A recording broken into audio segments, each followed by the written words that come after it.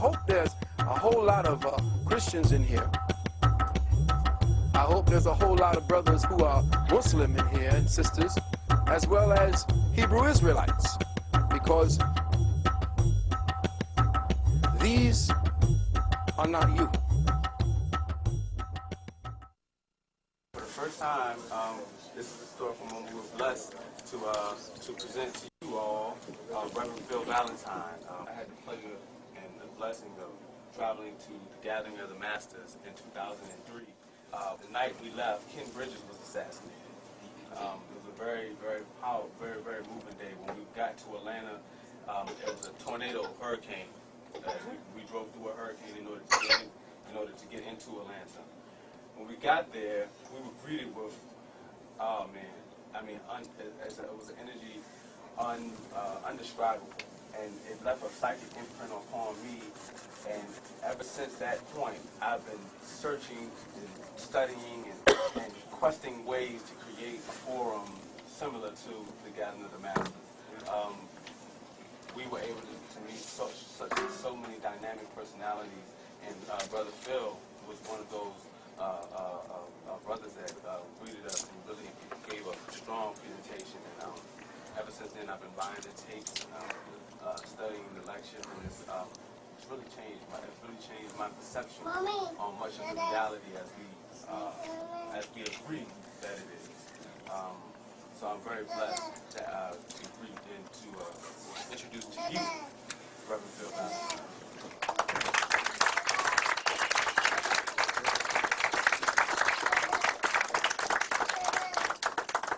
And let's keep it going for Brother Manifest, please, for all the work he's been doing.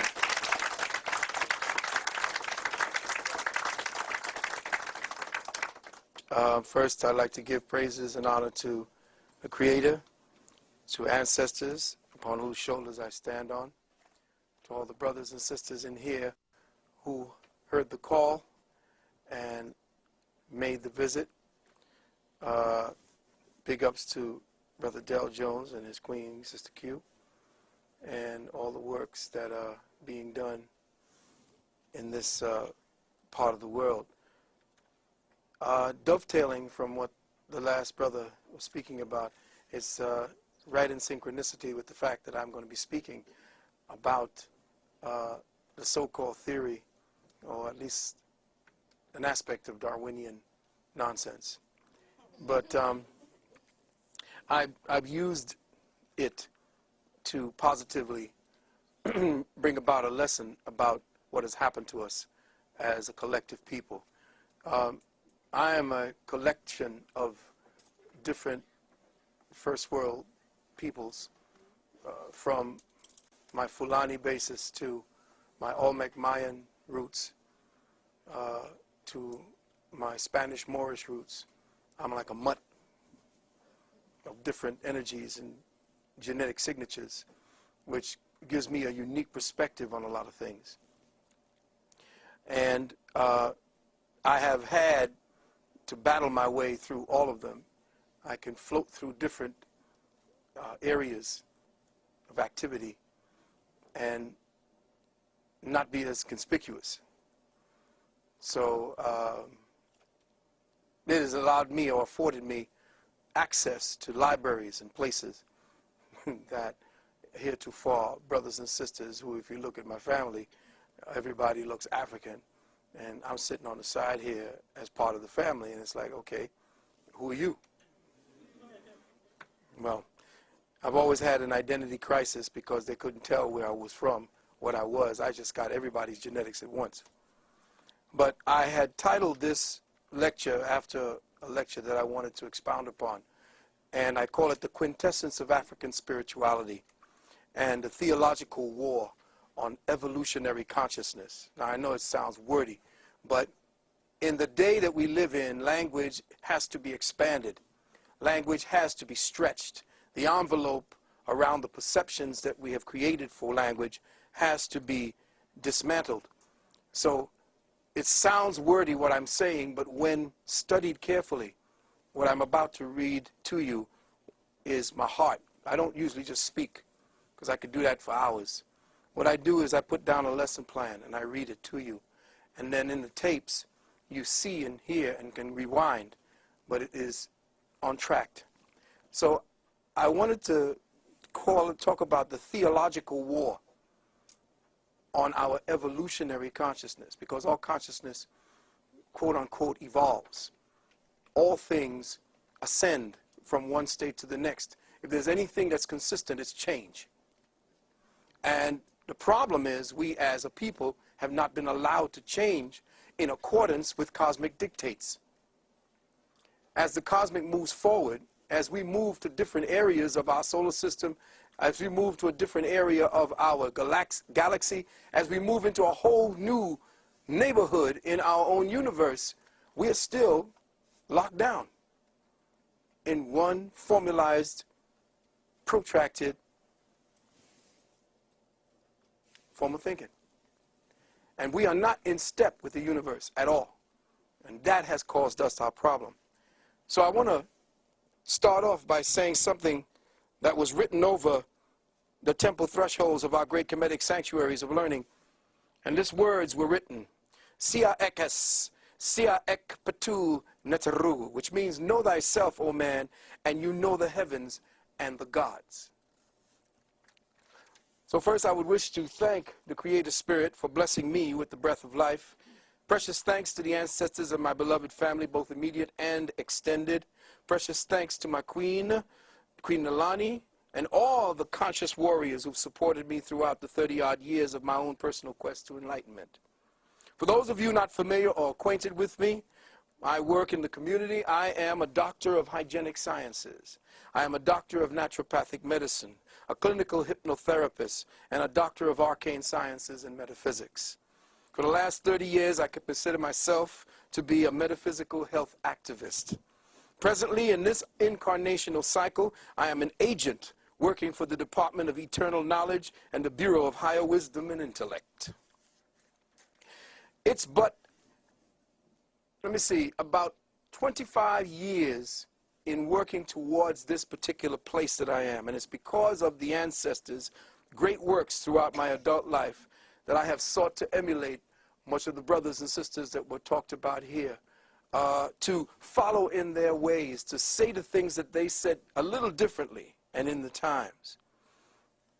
I have sought to open up possibilities for exploring more scientifically practical applications for our ancestors' spiritual and metaphysical teachings, to conduct an in-depth analysis of the arcane treasuries forged by the architects of our collective African consciousness, what I have come to define as our dark matter consciousness.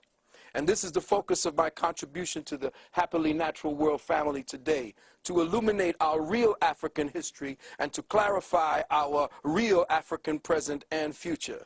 And for those of you who don't know me, real is all I do. And what we're about to do and what we're about to present is going to be as real as it gets. What we will explore today will focus on the ongoing protracted theological war that for over 1,000 years has been and still is being waged against African spiritual evolution, the resulting degenerative states of the collective African mind and its perverse expressions through the world's 3 dominant religions today.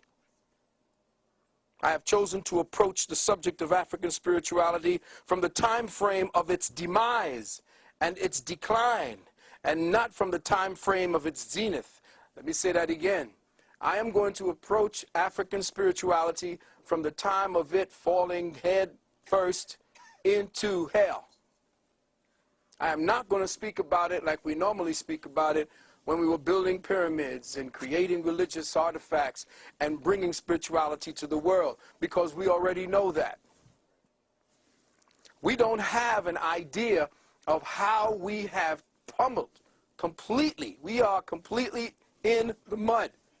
We have little vestiges of what it looks like, but we don't know who we are because we don't know what we have been and where we are at this present time. And I'm going to do some things, and I hope there's a whole lot of Christians in here. I hope there's a whole lot of brothers who are Muslim in here and sisters, as well as Hebrew Israelites, because these are not you. And it's like, does this work?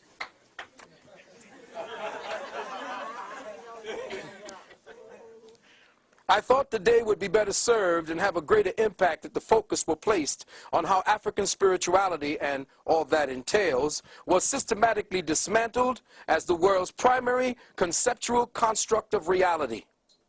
How it was attacked, the methodologies and strategies, how the surviving remnants were convoluted into the dogma of today's three major religions, mutilated and suppressed, and the psychological consequences its destruction has had on African peoples, in fact, all other indigenous peoples of the world today. Beloved, for the sake of clarity, I'd like it to be known that I am speaking about African spirituality in a purely abstract context, the qualifying word African simply being used as a marker to define an instance in the flow of human evolutionary consciousness. I'm speaking of African spirituality as a globally recognized exercise of the higher perceptual faculties in humanity, even before the continent we now call Africa became known as Africa, Al-Kibulan, Abyssinia.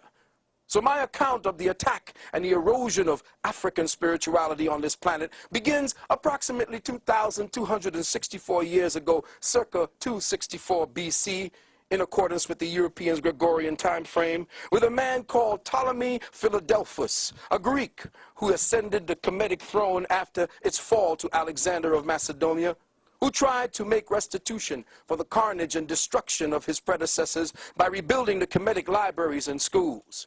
The reward he offered was great, anywhere between $10,000 and $30,000 at that time, per set of scrolls, the price depending on the in-depthness and thoroughness of the study submitted.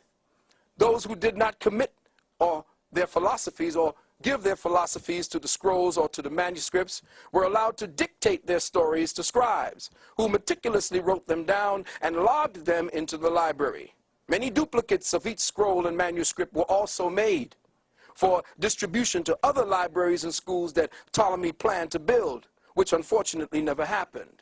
All in all, Ptolemy secured before his reign, or during his reign, some 280 to 350,000 scrolls and manuscripts, constituting at that time what has to be and what was the most valuable collection of scientific and spiritual data in the known world. Ptolemy himself was said to have been a scholar of sorts, or at least he is a wannabe. But he had the same Greco-Roman delusions of grandeur, where he wanted to be declared a god. So he read many of the translated works in his library, and he discovered to his amazement that virtually all, of the many and diverse systems related to philosophy, religious practice, and the sacred sciences were literally based on one and the same conceptual principle. The evidence in the library showed without a doubt that all of the ancient sciences, religions, and philosophical writings were based on but one grand, and for our purposes here, African cosmological unity, which in itself had a legacy that pointed to a time even before most ancient, more African, let me just say, there is no place in the past that you could dig in that you will find your origin. Because you don't have an origin. You always was, always will be. And the problem is that every time we dig up and find Lucy, we're only finding a point in the reference of evolutionary consciousness. And that's where I'm going today. When we trace the evolutionary history of African spirituality to the time of its origins, we find documentation that reveals there was never a time that man was not. Let me say that again. There was never a time when man was not.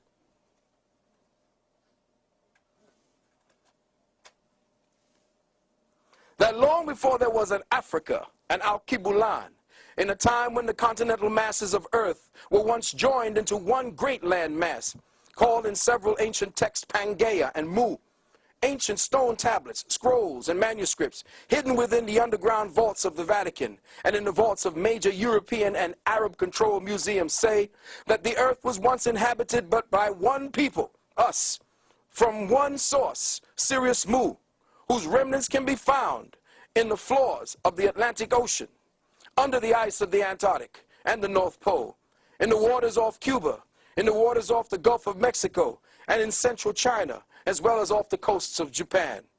All of the above being remnants of a great global catastrophe, and that the survivors of this cataclysm were the indigenous peoples who today call themselves the Twi, the Bantu, the Yanomamo, the aboriginals of the so-called Americas, of Mexam, off of the Fiji Islands, Papua New Guinea, and the Australian continent.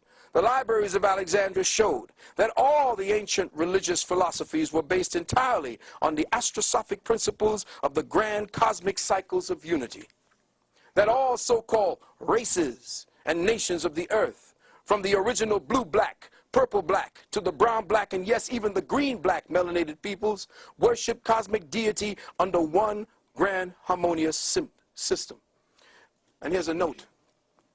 Akhenaten was not the first to postulatize to the notion of oneness of the Creator. He simply resurrected an ancient concept older than Kemet itself. Ptolemy unknowingly gathered together this evidence of the one original system of cosmic unity into one of the greatest centralized repositories of religious, spiritual, scientific, and metaphysical information known at that time.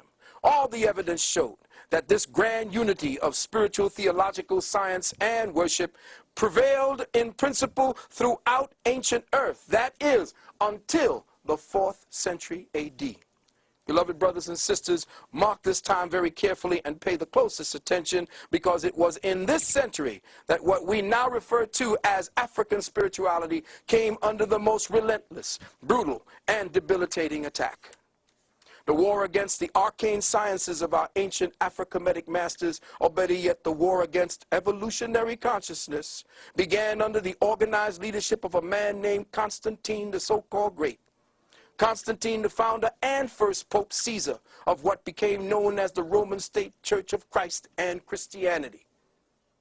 Many historians claim that the first popes of Catholicism were black, and rightly so. But these men were royal appointees, rewarded for their part in making Constantine Caesar, like Pope Sylvester, who at that time was nothing more than a bishop of the Christosites in Rome.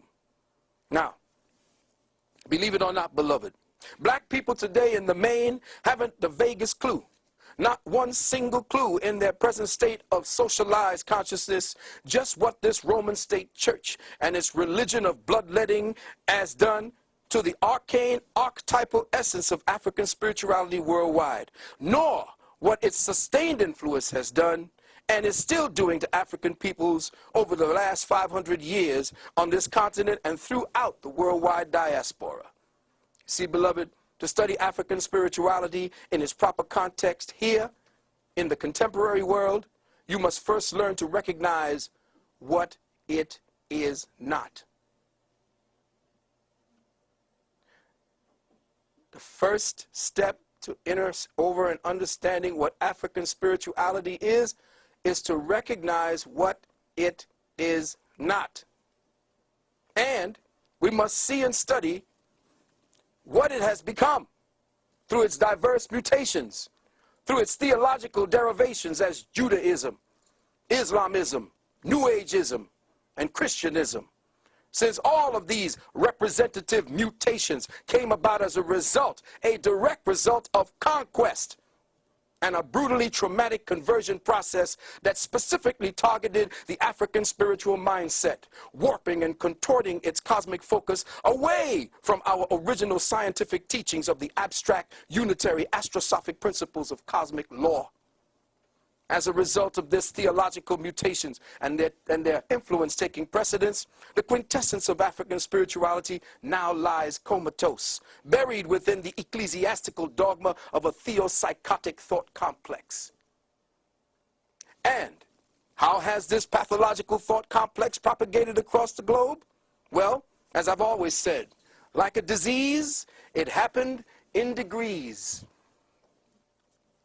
With the creation of this new state church, the confounding fathers of this new religion went all out to assure the success of their new enterprise.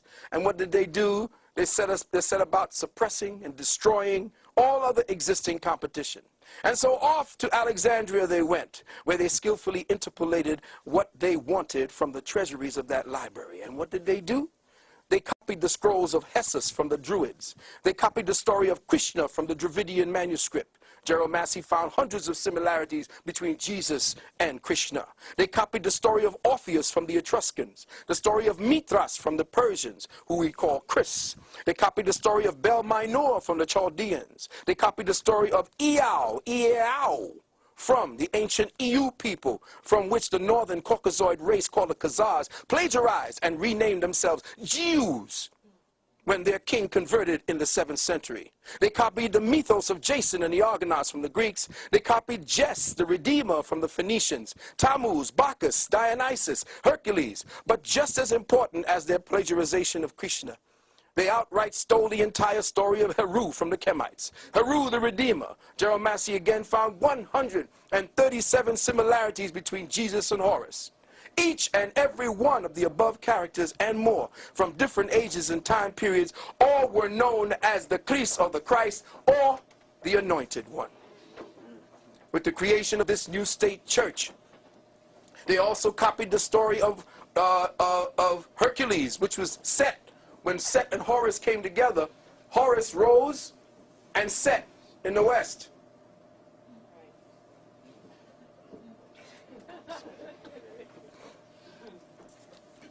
Yes, my beloved Christian brothers and sisters, I'm talking to you now. They copied, interpolated, twisted, and outright distorted all of the ancient spiritual stories on record to use as the foundational premise of a special book they were preparing, their in-house manual, a book that was to become known in the Greek as the Helios Biblios, the Book of the Sun, more commonly known through its Protestant translator and editor, one Sir Francis Bacon, a.k.a. William Shakespeare, Edward de Vere, as the King James Version of your daily Bible, or your Holy Bible, or your Holy Babble. Now, to make their distortions of the African spiritual sciences less conspicuous and less recognizable to the more diligent inquiring minds, they made the Bible into an ingeniously well-crafted work of, listen carefully, fables factualized, allegories literalized, symbols personalized, drama historicized, and cosmic forces anthropomorphized. Let me say that again. This is all your Bible is. Fables factualized, allegories literalized, symbols personalized, drama historicized, and cosmic forces anthropomorphized. With skillful hands, the Roman scribes perpetuated monumental changes for the purpose of destroying any connection of the origins of their works and the origins of their saviors to the myths, allegories, fables, and symbols of our ancestors' spiritual sciences. Now listen carefully.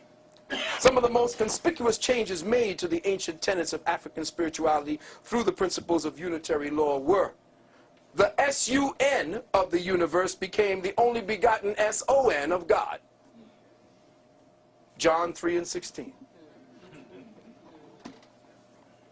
The 12 celestial gates, or metaphysically speaking, the cosmic grid of Earth's third density space-time consciousness zone, called the 12 signs of the zodiac, became the 12 apostles of their gospel Jesus. Don't hurt nobody. 3. Bring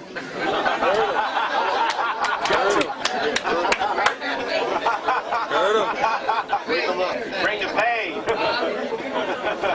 I got to hurt some Christians up in here today. I'm sorry. Bring the pain. Sometimes the truth cuts, you know, but it takes a little time to bleed. You may go home and all of a sudden you're starting to bleed, and what happened? 3. The Afro-Kemetic and Dravidian principles of the redemption of man through the reincarnational cycles were ordered removed from the spiritual literature of the Bible. No longer would redemption through cycles of physical rebirth, where the soul undertook its own personal, deliberate, biospiritual effort to transcend, where the human mind would use its focus, intent, and attention to alchemically transmute the cellular molecular genetics of the atomic temple through the disciplined retention of the man's sperm seed and the disciplined retention or stopping of the monthly loss of vital blood essences and eggs by the woman. No longer would this eternal science of the ancient masters constitute the higher paths to personal redemption. No, no longer. Instead, redemption, according to the Roman state church, became a vicarious and literal blood sacrifice, a blood-bathing, blood-drinking, blood-washing process where any criminal, be he murderer, child molester, lawyer, or political despot, could be cleansed of all their evil and sin and achieve unilateral forgiveness and absolution. The one condition for this ticket to paradise being that they only have to be washed in the blood, accept and believe in a personal Savior who was brutally murdered and then physically resurrected to save all our asses. All of this on your behalf. Mark 6 and 16. Revelation 1 and 5. Now forgive me for interjecting at this point, my beloved brothers and sisters, but if you were to look carefully and examine the underlying logic, listen carefully, the subtextual mindset behind a belief and doctrine, you just have to ask yourself logically, is it any wonder why black Afro-Americans, Negroes, niggers, the majority of which are Christians, in fact, all black descendants of the captivity haven't yet received 1 red cent in reparation? It's simple. Let's connect the dots and see why. By black people, Negroes, accepting the doctrine of vicarious atonement. Vicarious atonement means somebody else save your ass. Just worship and believe, and you will see the kingdom. Because God, Jesus, got your back. By accepting the doctrine of vicarious atonement and accepting this belief structure as your own, you have not only denied the very existence of your ancient ancestors and your true our story, history, you have in effect forgiven your oppressor of his debt to you. For by his acceptance of this personal Savior, the oppressor's sins against you are forgiven. And since now you believe as he does, you and Jesus have forgiven him, and therefore he don't owe you a damn thing.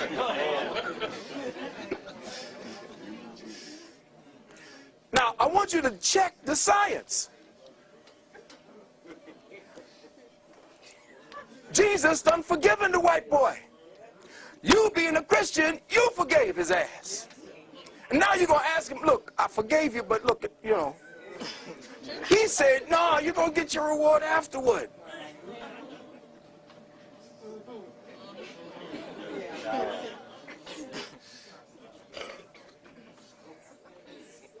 Now remember, since Jesus the Christ is a fable, and your government is one nation under that fable, their God, your acceptance of his existence puts you into the fable or the speculation as well. Thus, you have no history, no ancestors, no nation, but the one you have now believes you. Now, this one thing you have, the one you now have, the one he gave to you through your acceptance of the fable Lord Jesus Christ. Once you say, I am washed in the blood, that's the blood of your ancestors. This is what the metaphysical underground calls being caught up in the matrix. You see, indigenous melanated people do not see that the European has structured his present paradigm after the Shatar law of the imposter Jew. This government is a quasi-theocracy where your belief in the system makes it real. At its core, the government is a fable, a fiction. It is a direct reflection of the Roman state church fable. If you buy into one, you have automatically bought into the other. Now let's take a short look at the forming of the early church. Christian Bible says, by their fruits shall you know them. Let the church say, amen. All right now.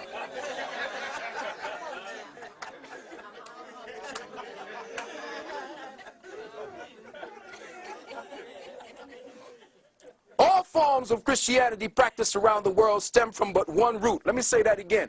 All forms of Christianity today, practiced around the world, stem from but one root. And regardless of what you may think by those you professing, you could be Anglican, you could be Baptist, you could be all of it.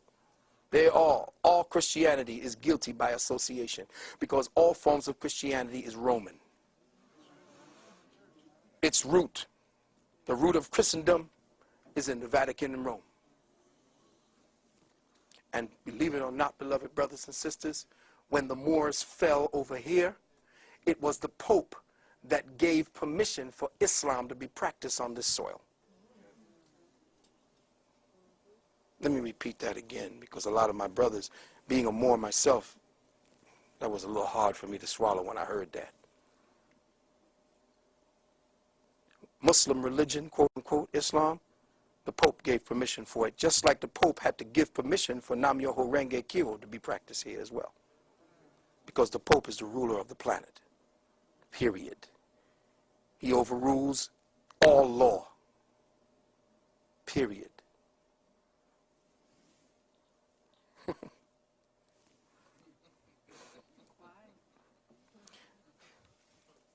Read the history of the Roman State Church from its beginning, and you will have the most profound understanding of the entire world's affairs today. You need to see a movie called Kingdom of Heaven. Incredible movie. And that's how it's been going, back and forth. Two factions of two bastard, aborted fetuses of ancient Kemetic law fighting back and forth before one another, saying that they got the true God, killing one another. So now let's examine some of the evidence given by those who lived around the time of Christianity's beginning in Europe. Let's go back to the scrolls and see what the people who were there at that time had to say about the origins of Christianity. Remember, beloved, all persecution by the Church of Rome written on the pages of ecclesiastical history began with Constantine and extends to the present day. In fact, the Christian emperor was the first to forbid free thought. And Christian priests were the first. Christian priests were the first. Let me say again, Christian priests were the first to burn books.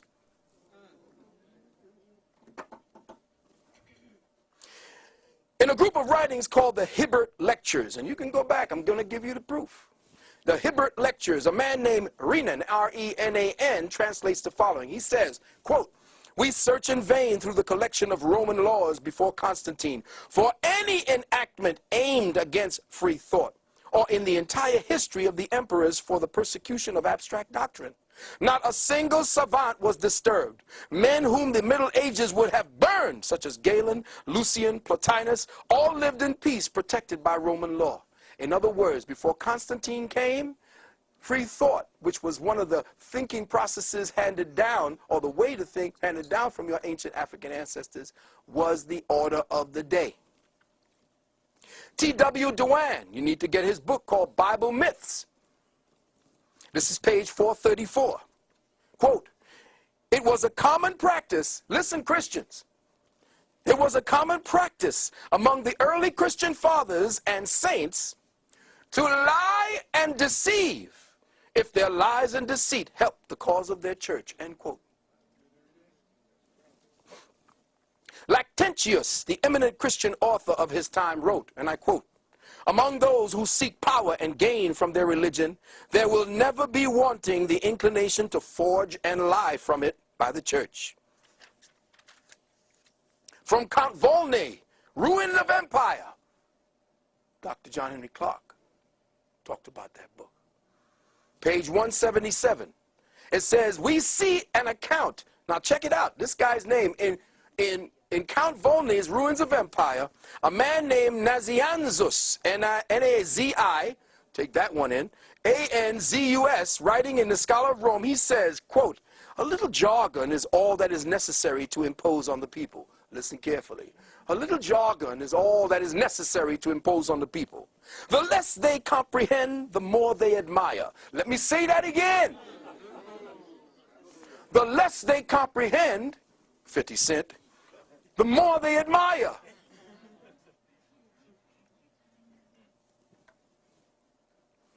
Our forefathers and doctors have often said, not what they thought, but what circumstances and necessity dictated, end quote. In Gibbon's Rome, Volume 2, pages 79 and 80, Gibbon writes of Eusebius, Bishop of Caesarea, one of the architects of the Nicene fraud that became Christianity. Quote, the gravest of the ecclesiastical historians, Eusebius himself, indirectly confesses that he has related only what might be redounded to the glory of the church, and that he would suppress all that would tend to disgrace that religion. The Eusebius, he spoke of his character, less tinctured with credulity and more practiced in the art of court than that of almost any of his contemporary. What he was saying was, this sucker knew how to lie, he knew how to cheat, and make it sound truthful. Johann Lorenz von Mosheim, in his book Church History, Johann Lorenz von Mosheim, in his book Church History, Volume 1, page 198, said, quote, it was held by the church that it was not only lawful, but praiseworthy to deceive, and even to use the expedient of a lie in order to advance the cause of truth and piety.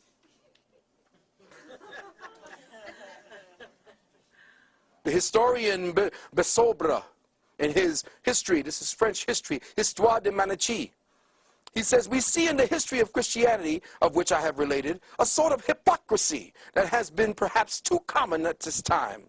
That churchmen, listen, not only do not say what they think, but do say the direct opposite of what they think. Philosophers in their cabinets, out of them they are content with fables, though they know well they are fables. Nay, even more, they deliver honest men to the executioner for having uttered what they themselves know to be the truth.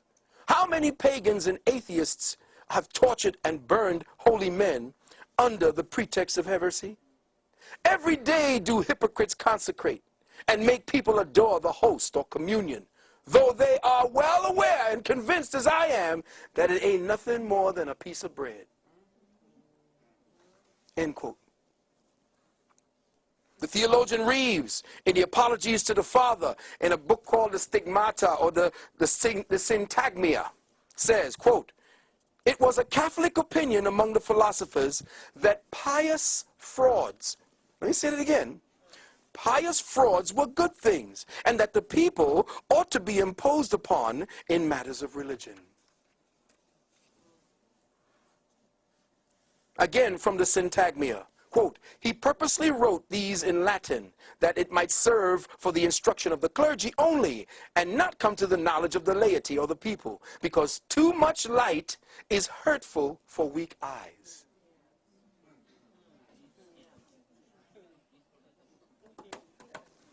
T.W. Duane, again, there can be no doubt, listen carefully, from the evidence found, that had the objections of Porphyry, Heraclius, Celsus, and other opponents of the Christian faith been permitted to come down to us, the plagiarism of the Christian scriptures from previously existing pagan documents is the specific charge they would have resented or presented by us, or to us. These works were ordered burned by the Christian emperors. And now, beloved, in the final stages of my contribution to this theme, I would like to offer the following. And I'm a little reticent about having to use the following example as a qualifier for what I have presented, but in this case, necessity overrules prudence. In his book, Origin of Species, Charles Darwin spoke about a man who took care of a large flock of birds, namely pigeons. Now listen carefully. I want you to listen very carefully. I want you to just put aside, well, you can't help that, because if you're really listening to me, you're not thinking. You know that? Do you know how you can stop your thinking? By learning. Learning stops thinking. Let me say that again. Everybody want to go into all kind of meditations? You don't need to go into Om and all that old nonsense. Just start learning. Because right now you ain't thinking. Think about that.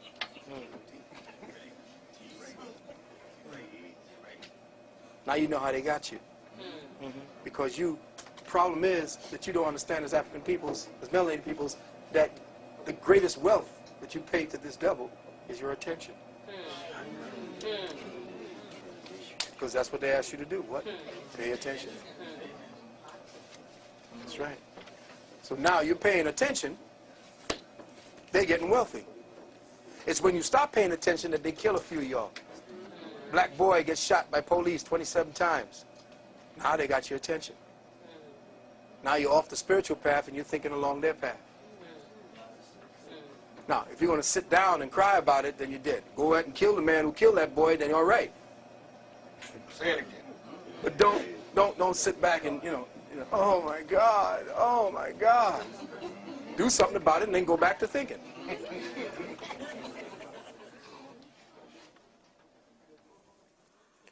In his book, Origin of Species, listen carefully now, Charles Darwin spoke about a man who took care of a large flock of birds. They were pigeons.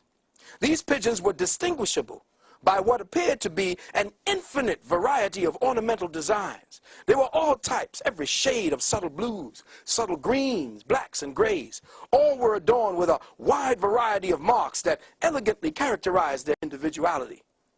Now, this bird handler gathered up his colorful variety of pigeons and took them out to a deserted island way far from his home and released them into the wilds, where these birds settled in and began to establish a colony. After 10 years or so, the bird handler returned to the island, and to his surprise, he finds that something amazing has taken place.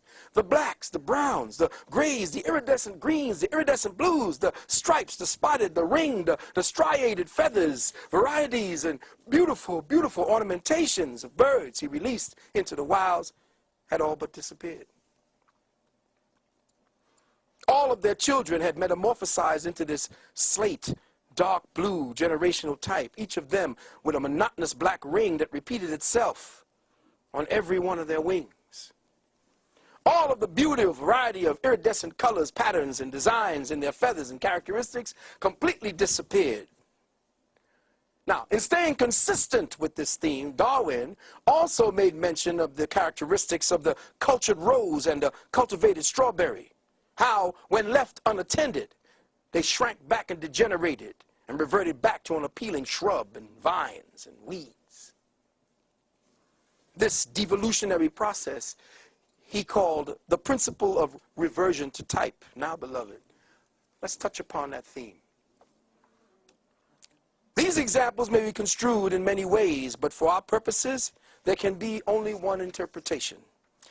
The feather characteristics of the nurtured, cultivated, cultural birds are symbolic of the culture-centric expressions of African spirituality that were perfected within the confines of a self-actualized, self-cultivated, self-contained, self-enriching, self-evolving, self-correcting, self-healing, self-perpetuating, self-preserving, self-regulating, self-supporting, self-sufficient, self-sustaining paradigm dynamic of consciousness, where the vast variety of feathers for Ma'at represented the vast variety of creative achievements attained by African civilizations, as with other indigenous peoples around the globe. Here we use the markings and colors of the birds as the symmetric equivalent symbolic of the expressions of African spirituality.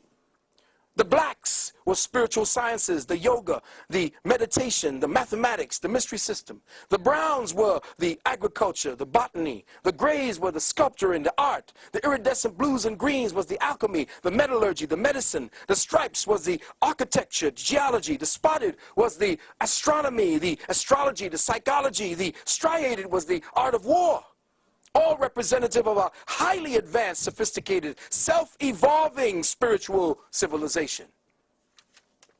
Then it came to pass that these diverse Africans and their individually unique expressions of spirituality began to experience a series of sustained, brutal attacks for over the next several hundred years. This ongoing strategy or tragedy, eventually caused them to become traumatized captives. They were rounded up, displaced, and taken to hostile foreign environments where their self-evolving mechanisms of cosmic consciousness, their African spirituality, were systematically and savagely brought to a screeching halt. What once constituted an internal dynamic of self-evolved energy that was used by the African mind for the development of higher awareness became a pathological fight or flight survival response to hostile environments. Within us as captives, the higher African spiritual mindset began to atrophy, began to degenerate for a lack of a sustained attention, utilization, and focus. Diasporic Africans, unbeknownst to the majority of us, began to devolve spiritually over the subsequent 20 to 25 generations. We began to revert back to a type, that is, a type of African never before witnessed or experienced by ourselves. A new type of African was created, a religious African. We began to psychologically metamorphosize in the hostile atmosphere of a Willie Lynch environment, which caused us to revert, or should I say convert. Let me say that again. Y'all didn't hear that. Africans didn't revert. We converted to a pathological, artificial, cultivated phenotype made in the image and likeness of our external slave master, who rewired us to self-perpetuate, anti-spiritual, non-critical, non-logical behaviorisms. Beloved brothers and sisters, over subsequent generations, our pathogenic conditioning began to bear fruit.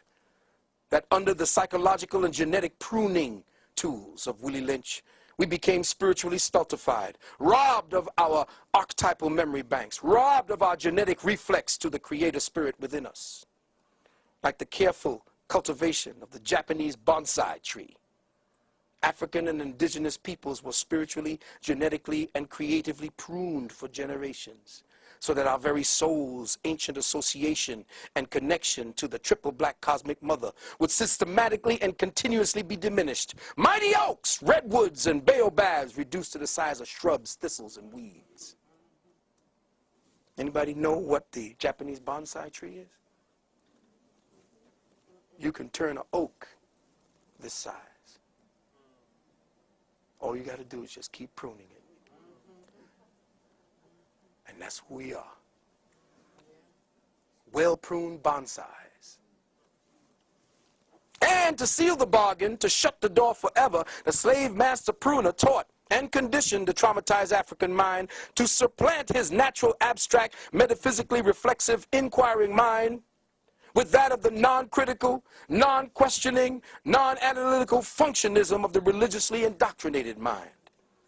With reference to the examples given above about the rose, the strawberry, and the birds, African spiritual scientists were actually and acutely aware of this fact called the principle of reversion to type. They considered it in every real work that they have ever done. They always knew that man would revert back to type if he did not keep his culture. This they describe in their depictions of the tenuous polarity of equilibrium between Set and Heru, between Set and Osiris Osar. You see, these were cosmic forces that represented a form of gravitation felt between the higher and lower natures of man. Heru, Set, all of these were not people. Just like no man, no woman, no nothing ever existed in the Bible or in the Quran. Oh, man. Tell a Christian he didn't have a history. Tell a Muslim that nothing like that ever existed. Tell a Jew that none of these patriarchs that they're talking about and gods and forces that never existed. And my own brother will kill me.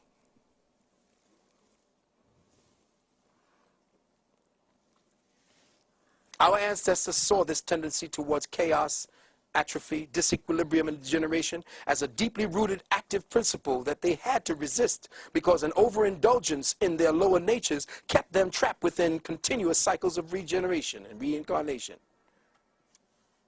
All that said, when looking at ourselves today, how do we describe what we see?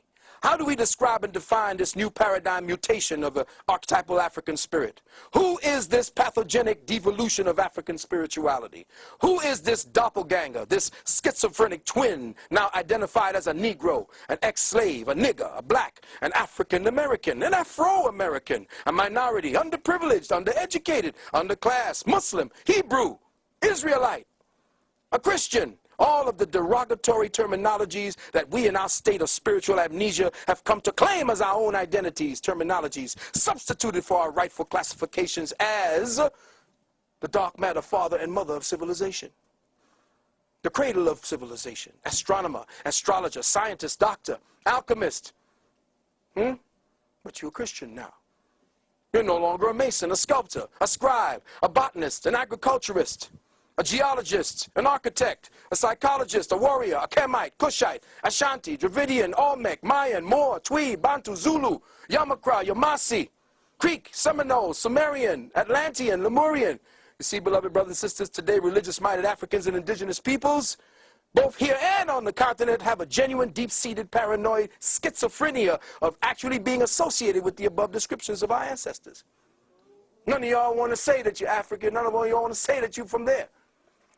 Kemite, you Egyptian? No, the Egyptians held us. They held the Jews in slavery. They even got black people and the Hebrew Israelites really believe the Egyptians did that. But if they look at their books, the Jews have always been in bondage because Jews, quote unquote, in the Bible never existed. The Jew is simply matter. Let me say that again. The Jew simply means matter, that which is bound up in matter, that which is bound up on the third density. So Jews always going to be in captivity because Jews represent the spirit bound in matter. That's it. No big to do, no great big story to go, no worry about parting the waves and all that bullshit. The Red Sea is your blood. The Israelites are your genetics. Most religious-minded black people have developed disassociative mentalities and get rabidly indignant if you dare to say that they are Africans 500 years removed. Negroes like Stanley Crouch, who know for an unequivocal fact that they are Americans. Always were and always have been. But this disassociative mindset is the result of the genetically implanted trauma-based hypnotic suggestions forced into our recently shocked and injured psyches by the doctrine of Willie Lynchism. Hypnotic suggestions that mold the religious mind conditions you to see this type of disassociative mentality as normal. When I say that I am African or I am indigenous, if I am this, that is somehow insanity. Africans who worship or at least recognize their ancestors in current Africa are said to be covenanting with demons.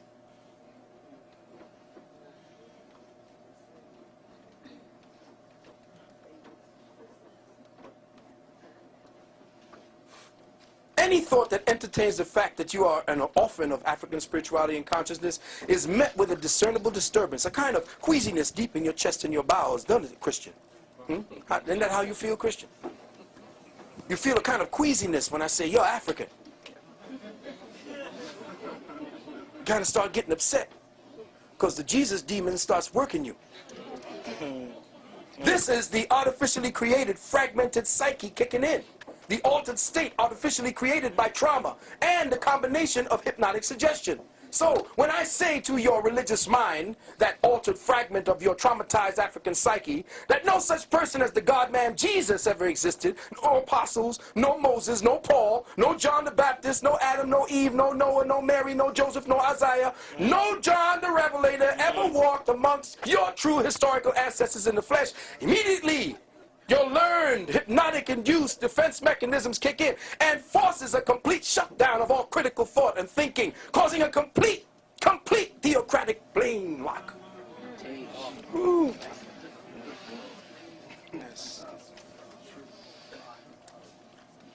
My beloved brothers and sisters, in closing, I'd like to bring 2 points. One, African peoples, in fact, all indigenous peoples, were once guided by a cosmic spirituality cultivated from an external relationship with Nature Mother and an internal relationship with Father Spirit.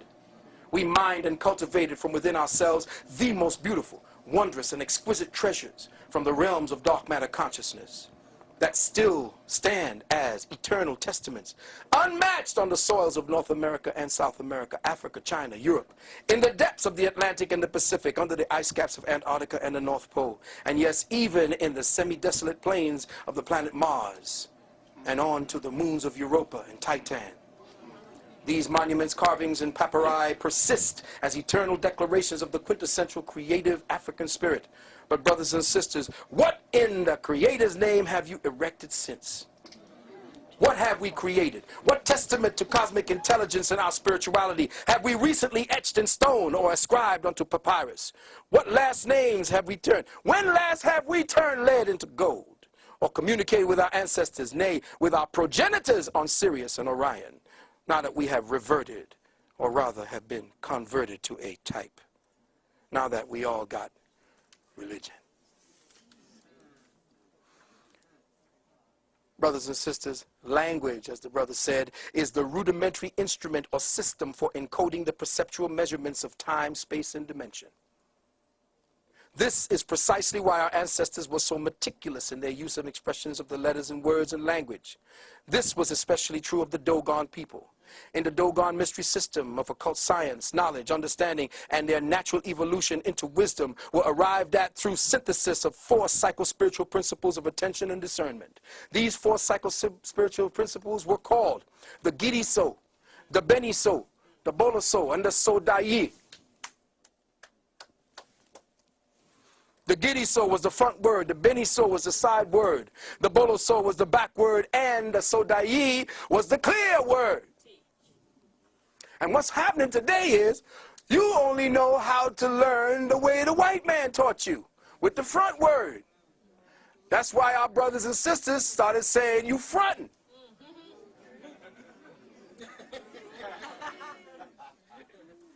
Because your people used to say, listen to what they said, see the front word, and then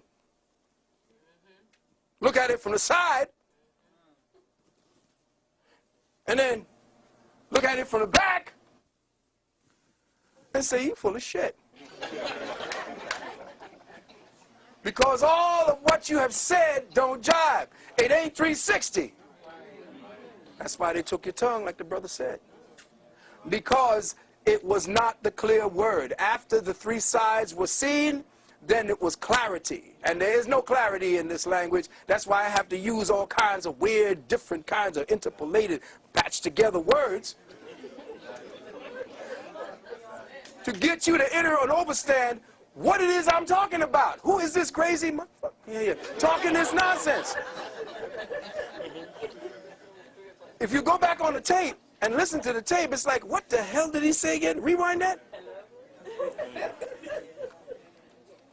These 4 vibrations or variations in the operative use of focus, attention, and understanding constitute the most precise and complete use of the cognitive powers of the brain for the comprehending of the true meaning of a given or expressed reality. It is processing reality in 3 dimensions. No word, letter, or gesture is taken for granted or simply at its face value, because observing a phenomenon from the front, side, and back allows the brain cognitive instruments to geometrically triangulate the essence of the subject. And you think in geometric terms.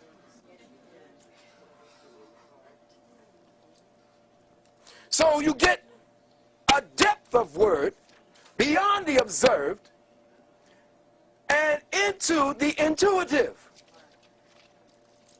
And you know what they say, you got to get into it if you want to know what it really means.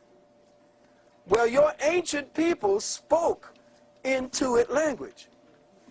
And now because you're religious and you got to stand up there and listen to a man who is talking for you so you can get into heaven.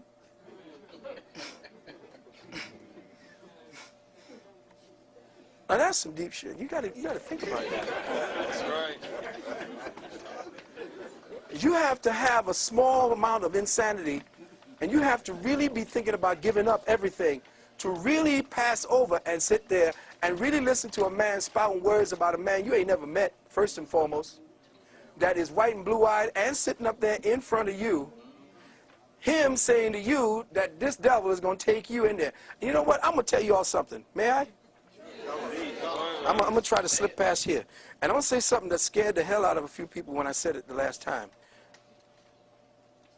Your first redeemer, if you want to stay within that pantheon, was Lucifer. I told you Lucifer was your first redeemer. Now, I told brothers and sisters that as soon as a cracker tells you to run from something, run to it.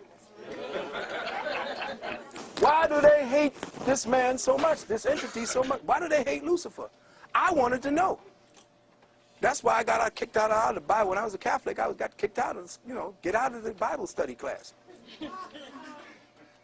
Lucifer was supposedly this beautiful creation. From the hand of God. God took the time to mold this bad boy. And now we're supposed to run from him. His name, Lucifer.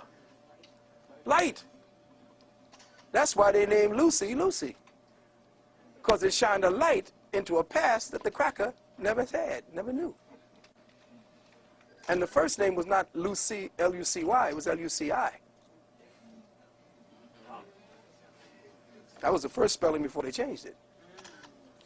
Lucifer, and here I am talking to the devil, so I know y'all going to tell me I'm damned to hell.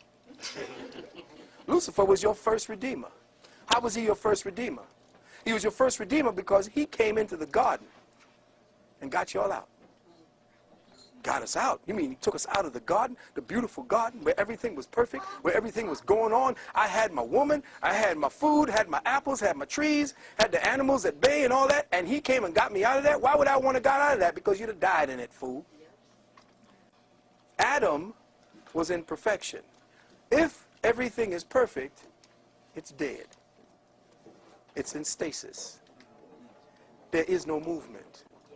So Adam had to be kicked out because Adam would have died in the Garden of Eden. Adam was kicked out of perfection and kicked into perfecting, which is the true perfection. So when he went out of the kingdom, he went out into the kingdom of Nod. Adam, or that which was the spark of the creator, which was the atum, left out of the unity, which was the light for the creator, and into the darkness of the knowledge of itself. In fact, the creator, being all knowledge, couldn't know itself. If you are all or something, you don't know what you are, because there are no boundaries to you. So the creator knew that it had to create boundaries to know itself. And in so doing, it created a sphere, a unitary self, one element called the hydrogen atom. There is no other element but that. You are nothing more than variations on a hydrogen theme. And that's who you are. The hydrogen was Eve, Adam, and the garden. So out of that, Lucifer comes in. And who does Lucifer come in as? A snake. The serpent is what? The symbol of what? Fecundity, fertilization, life, electricity. Because sitting in the garden being perfect, perfect. What do? Ain't nothing to do when you're perfect, man. He's boring as hell up in there, man. So perfection was death. Perfection equals death. When cancer perfects itself, you die, it dies.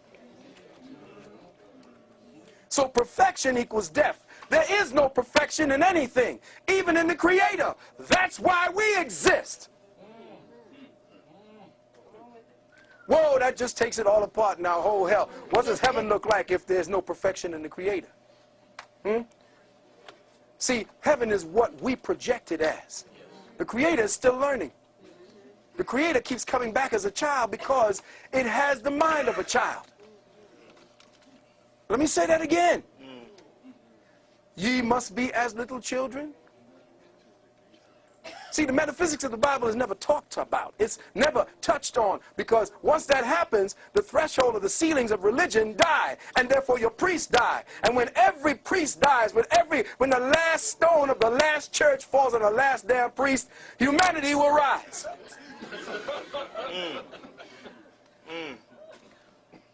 So until we understand that perfection equals death, and that we as African peoples fell to this plane in order to perfect God. Now you know you got a job. Before you thought you was unemployed.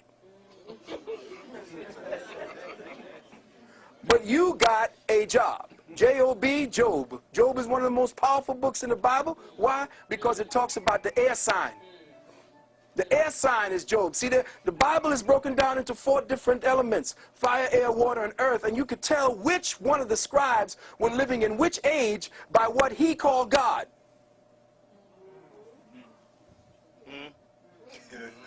See, the Bible is slick because it's a composite of over 350,000 years of information.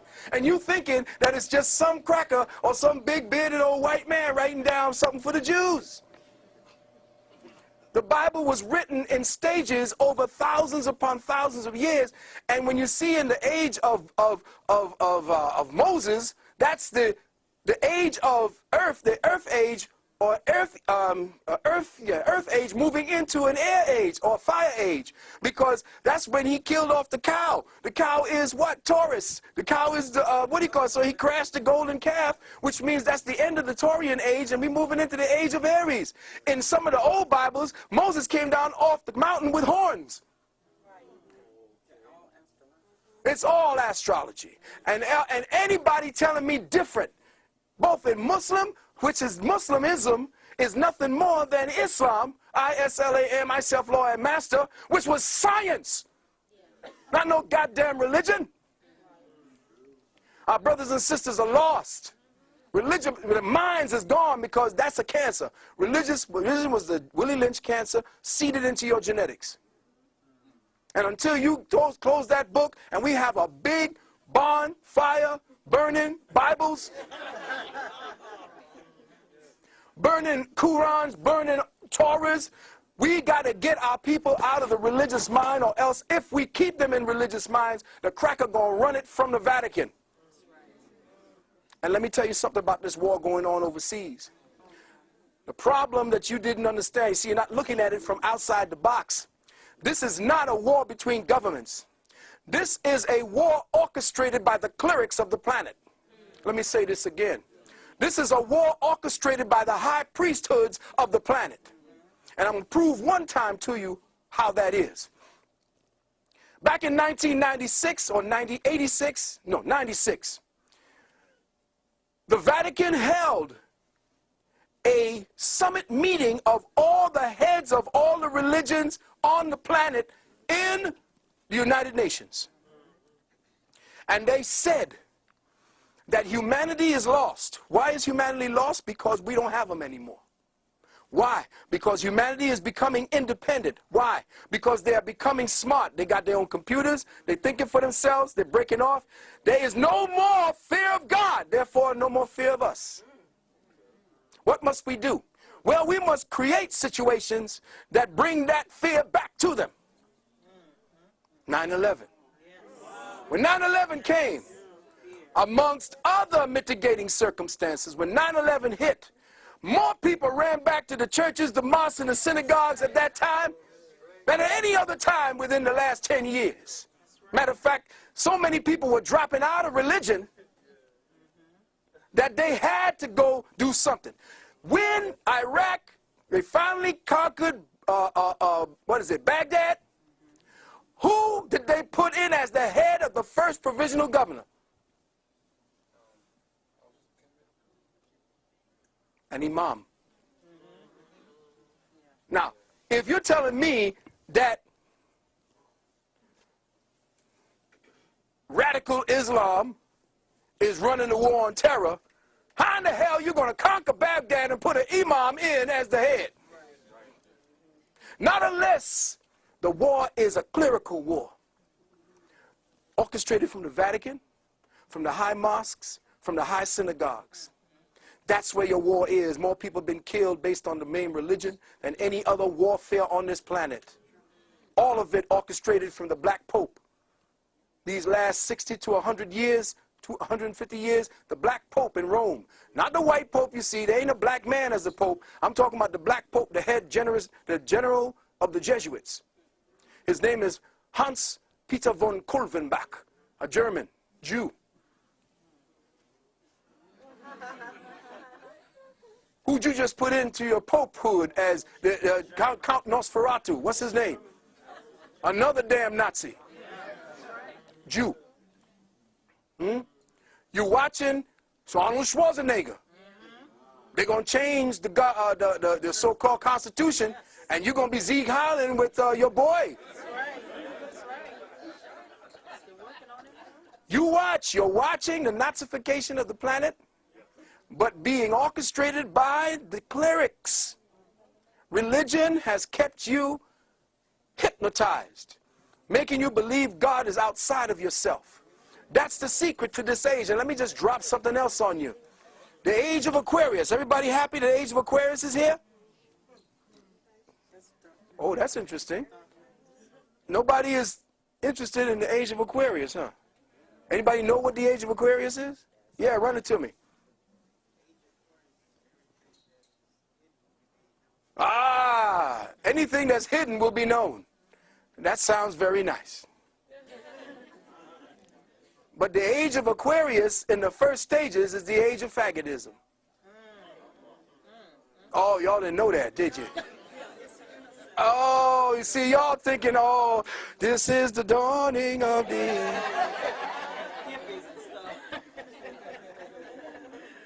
Everybody wants the age of Aquarius to come down, not understanding or understanding what it is. The story of the age of Aquarius goes like this. There used to be a young boy in the fields of Greece. Listen carefully. Oh, really? I know you don't like where it's going, but it got to go there. A young boy of 15, 14 years of age, tending his father's goats. His father was a Trojan warrior, a general. The goats. Listen to me. Zeus, the almighty God from Olympus, looks down upon this boy and sees that he is fair. Goes down and snatches this boy. His name is Ganymede. Snatches the boy Ganymede and takes him and rapes him continuously. You are fair. I love your behind. Give me your behind. Give me your mind. Give me your behind. So he says, oh, you've been so good to me. You've been so good to my members. I'm going to pass you amongst the other gods. So he passed him amongst the other gods. And they took him and raped him and made sure he was theirs. This young boy named Ganymede. Now, for his reward, he was given a cup. He became the official cupbearer of the god.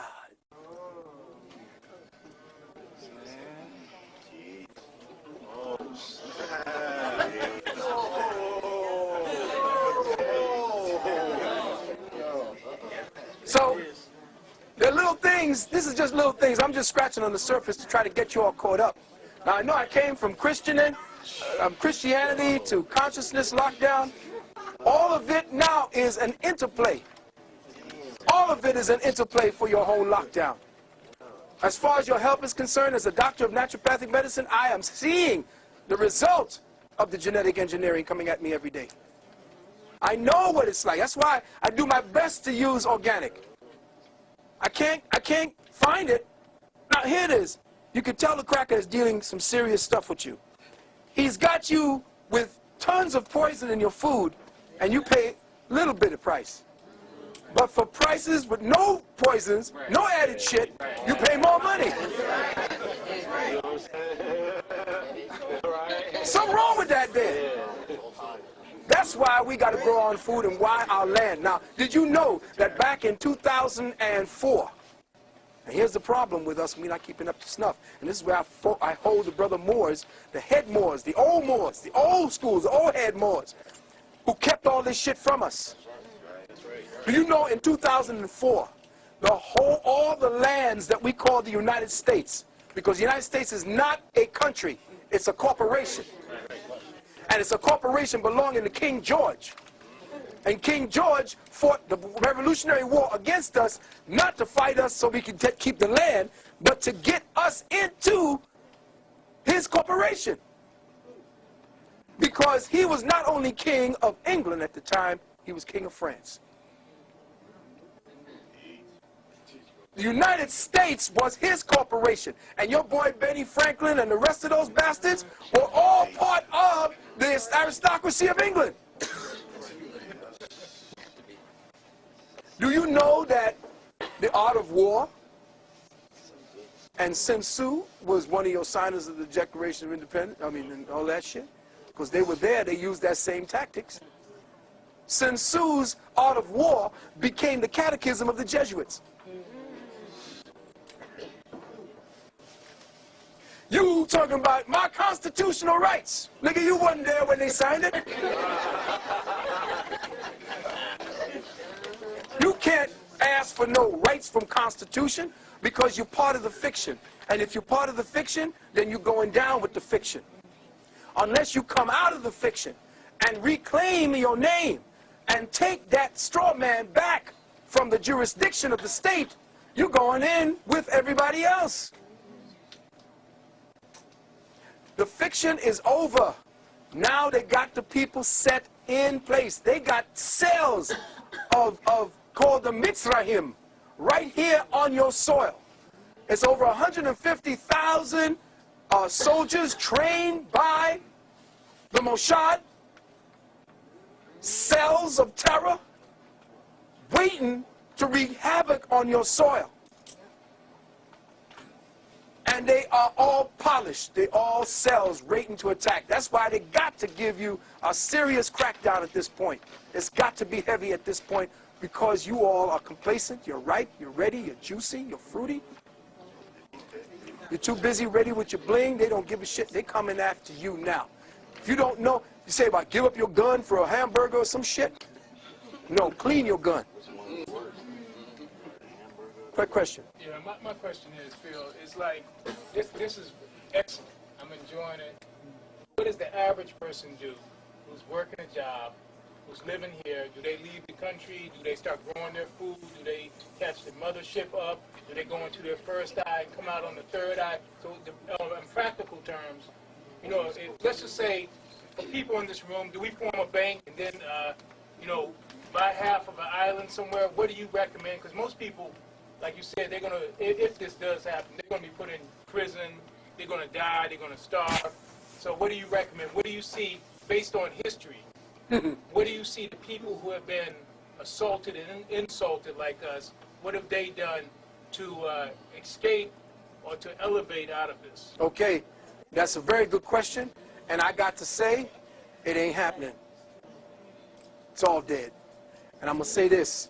The only time people going to wake up is when shit hits the fan. No change, no revolution starts from the top down. The Revolutionary War was fought with 1/3 the population.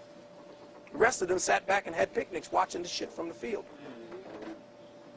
War, as you see it, getting ready to come down on the people right now, unless the people become uncomfortable with their present condition, nothing's happening. Until they start feeling the pain, nothing's happening. It's when a spark takes up. As soon as all this shit is no longer relevant and the people are burning and going after not just their homes, but the crackers' homes, until you start seeing the police, all who are ready for your ass, been ready for the last 25 years. This is what brothers have been telling me who've been coming back in training out in the Midwest, in urban warfare, house-to-house shit, telling me they got some shit for our asses. Until the people say enough, nothing ain't getting done. And remember, if you're thinking about leaving to go someplace else, I say no matter where you go, there you are. It don't matter where you go, it's all over. Right? Everywhere you go, I went to London, it's there. These crackers are in there with their guns. Every place you got a system in place that matches the cracker's own mentality, he has it in lockdown. Like Deborah says, it's now becoming too much for us, for him to handle. He can't handle all these Negroes. There's too much of them, and he ain't reproducing. He's got cells now of artificial wombs where he's growing a whole nother generation of crackers. This is real.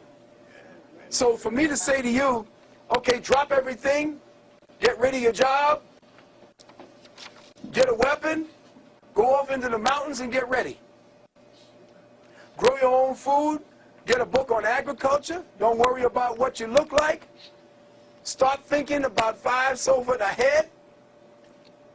Start picking up organic, therapeutic grade essential oils, because that's the way you're going to be able to deal with all of the diseases and sicknesses. There's one that I use called Thieves. This was a formula that they used to use when they were robbing the graves during the plagues. And when they caught up with the robbers, they were saying, well, how come you ain't sick? He said, well, we use these oils. I got those oils if you want to deal with them. These are some of the things you can only do to get prepared. But to tell a person, stop working, stop doing this, it's like trying to stop a truck, Mack truck, fully loaded, going downhill with no brakes. Brothers and sisters are too locked into their paradigm. The majority of us here would not just say, get together, let's get a pool, let's get some money together. But hell, money ain't going to be worth shit.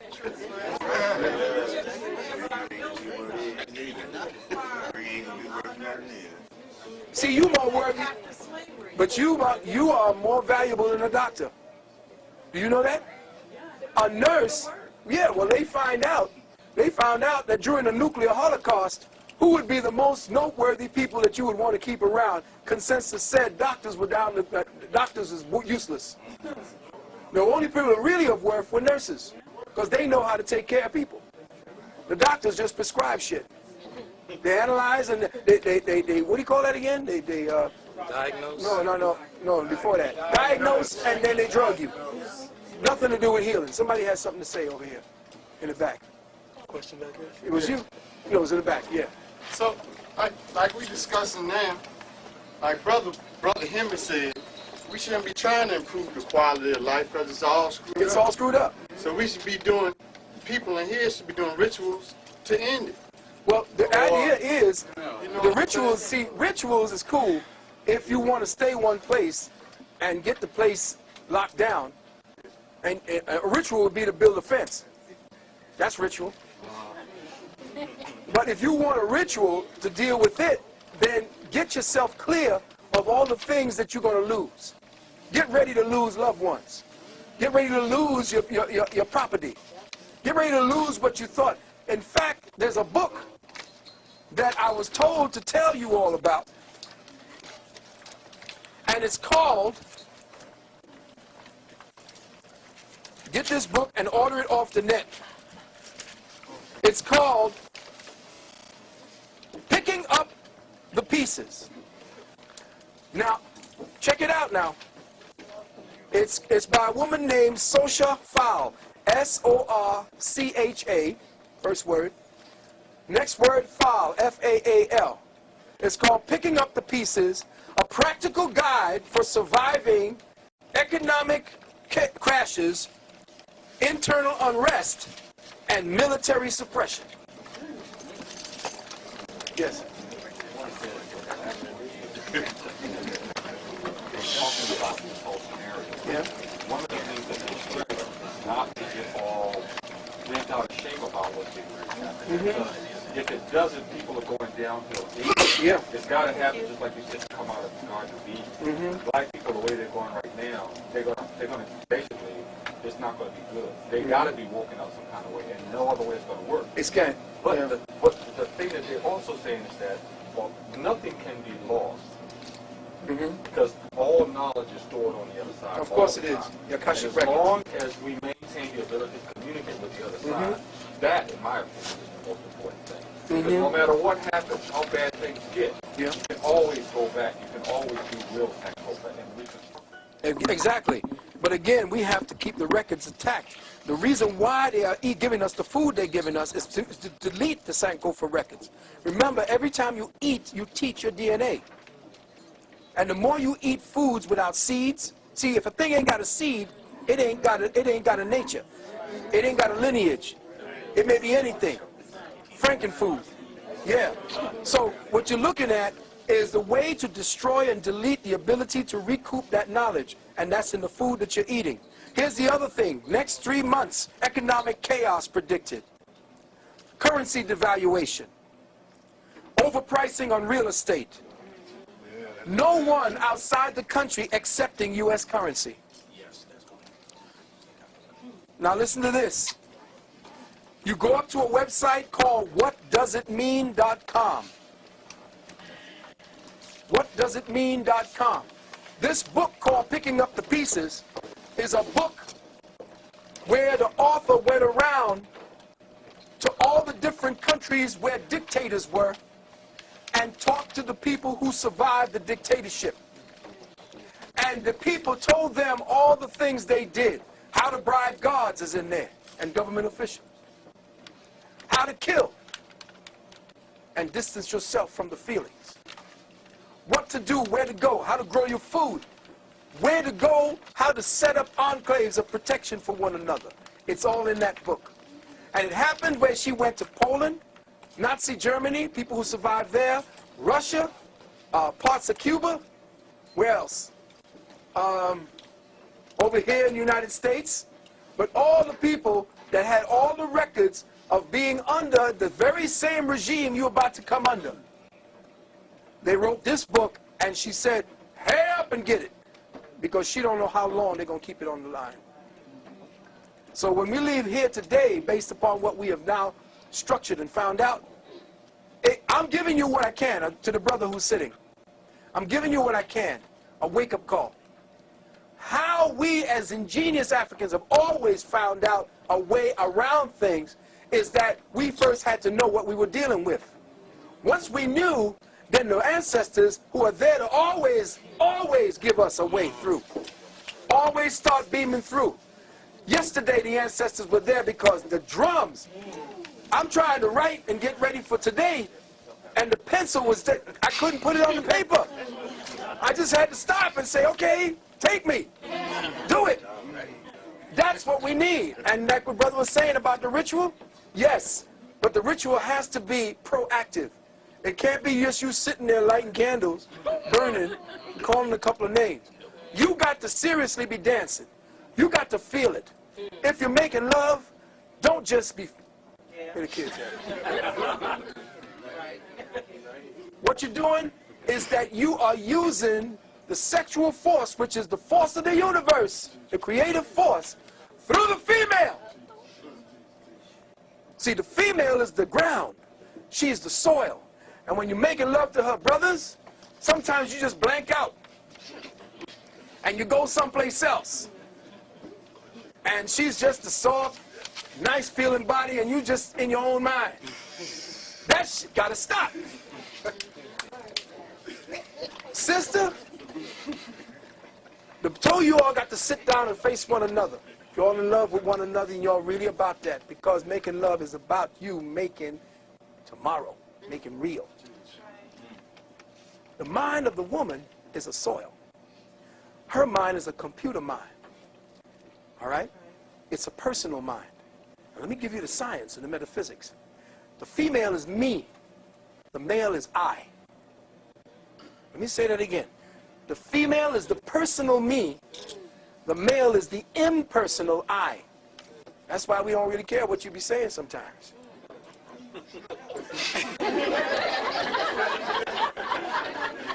Hey, listen, am I being real or what now? That's right. That's right. It's like, yeah, okay, What was that?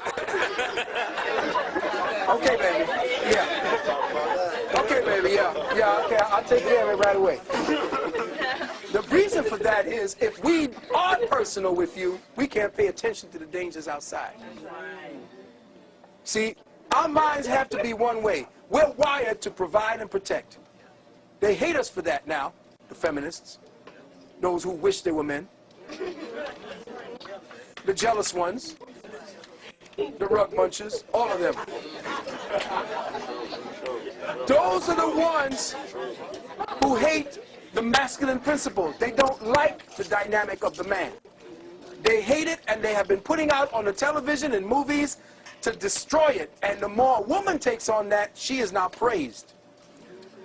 The reason why the male must prevail in provider-protector instincts, which is what they're taking away from our school curriculum. They're turning the boys into little girls.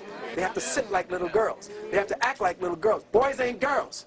From the time they're 6 months of age, they have testosterone flowing through their system, which is another reason why you can't be giving your boy children soy. That's why you're turning out all these faggots. And stop worrying about your boys. You know, let the boy cry first 6 years, and then give him to the father. And you fathers out there, it's time for you to start stepping up, because those are the warriors of tomorrow that's going to take your goddamn fat out the fire. And if you ain't training your son to be a killer and a warrior and a provider and a protector and a father, all of what's necessary for tomorrow, then you ain't no damn good, and they might as well cut your lineage right there. So the idea of what's getting ready to come down now is that between you and me, sister, making love ain't just about getting some nuts off anymore. Making love is one of the most powerful energies out there, but they got you doing it for all the wrong reasons, with all the wrong reasons in mind. And see, the thing is, crackers need the sex energy to keep the diversion away from the spiritual energy. You can make love spiritually. Now, the thing is, the personal me is what is the magnetic force that takes the impersonal I energy and manifests it through her mind. Now, you sit down with your queen, or whatever queen you have with you, because it don't matter right now. If there's a sister and a brother, and sisters, I'm up against the wall, but I know the whole manifested universe is polygamist. Let me say that again, sisters. The whole universe is polygamist. And the problem here in America is that you can listen on the other end of the phone to your good friend, who you call your sister, about her problems with a goddamn man beating on her, with her one child. You got a good man at home. A good man, and you love this sister. That's not African, that you can listen to her misery and crying and then hang up and then go back about your business, cuddling up with your man. If you know there's a woman out there with a child, especially a boy child, and she's suffering every day and she's your good friend, what happened to the times when you would take that woman in, sit down, and join her to your family so that that child could have a father, if he is a good man? Today we don't have that. The whole goddamn universe is polygamous. Our solar system is polygamist. The damn thing got 10 planets flying around it. One sun, 10 planets, serving all, giving his light and his seed to every one of them, warming them, nourishing them, giving them the light. And that was what Africa was about. And you forgot it. Now, let's get back to the point. When you make love to your woman, you sit down with her and you speak to her. And brothers, understand, overstand, and understand the years I have taken to study this beautiful system called female, woman. She fiends for words.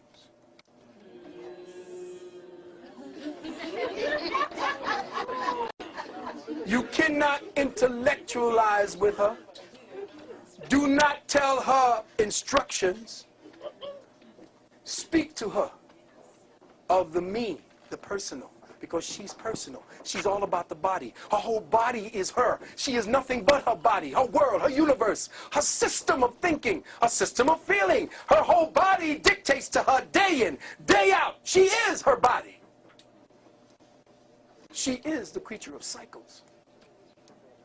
Her body tells her what to do, what to say, what to think, what to feel. If after 22.5 days, 7 days before that, the body is saying to her, come on, it's about to happen. Mood up. 2 minutes later, mood down, get away from me. What? I don't know, I just don't feel it. Just leave me alone.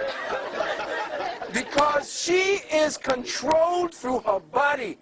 Her body is everything. And she is her feelings. You must speak to her, not to tell her what to do, but to say the right words that would move her feelings. And then she would know what to do. See, you have to use your words to stop cutting, to stop beating and browbeating. But you see, today's sisters are so busy antagonizing with you that you got to get there sometimes. But the word is very important to the sister, which is why when you're going to do this tantric exercise, you have to be able to do it when she's least expecting it. Don't say, okay, baby, get ready to do tantra. Okay, let me see, what words I got here? Your eyes. No, it ain't going to work like that. Thumbing pages and trying to get that, that's not going to work. You got to do it when she least expects it. That's why the flowers, what are these? Oh. You got to switch her mind over because she is one who is into what they call multitasking, which is why she can carry 4 and 5 conversations at the same time. Here you are, brother, talking about something. You think you're manifesting some information. Boom, yes, let's stay along this line. And she's over here on something else. Wait a minute. Wait, I'm over here. I'm talking over here. Don't you remember? She's over here talking about something else. Quite comfortable. Because women do not talk to get to a point. They talk because they like to talk. And if you come in with a point, you're messing it up. That's why they say you don't understand me, you're selfish. If you try to tell me, you do this, do this, do this. It's simple. No, it's not. You don't understand. Okay, I don't understand it. But understand when you're talking to her, you're speaking to a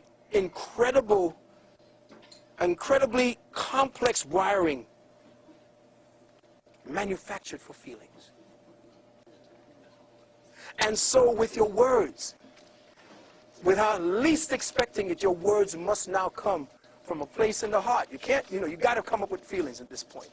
Words got to be something that you just trip her up, something she doesn't expect. The unexpected is the way to the heart, brothers. It trips her attention. It brings her back to, oh my God, where am I? I can't find, I'm not stable. That's the way she wants to feel, completely out of control. Now, with your words, brother, you tell her to go into a place of meditation. No, you're going into meditation versus agitation, me and I. And you speak to her and you talk to her of words. Now you tell her, these are the programs I want you to place in your mind while we are making love. Here's what you will hold. You will hold a vision and a picture of a place, a time, a circumstance, a word, something. And in that word will you now invest all of the materials like you would invest in a child that is coming into being. And in that thought, which is now a child of the mind, remember, a thought is a child of the mind. You now enter her, but she must be in control.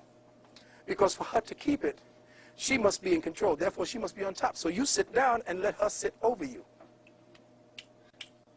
As you sit over her, or she sits over you, the Kundalini energy right above the anus, right there.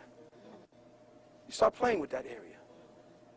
Let her find a spot, what they call a G-spot. Could you imagine white people naming certain parts of the female body after themselves?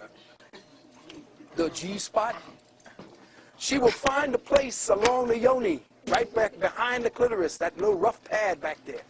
When she finds that, sisters, you keep the programming that was agreed upon as you begin to feel the sexual energy build inside of your body. What you are doing with that sexual energy is that you are giving life to the thought. The more you keep the energy, this is practice, the more you, see, so it's going to be fun. So you keep the energy, sister, keep the fold, keep the focus. As it's building, you're going to start feeling it. And you can tell when they get it. Brothers, you are the scientist. You are the one that's controlling the energy in her body. You're watching the energy flow. As she takes off, you begin to see where the energy is because you'll watch it. If you're watching her body from here, you will see the body the aura begins to change from here to the heart chakra. And then all of a sudden you look at the nipples, they begin to grow. You know the energy is in the breasts. And then all of a sudden it starts going into the arms. When it reaches the head, what happens, brothers?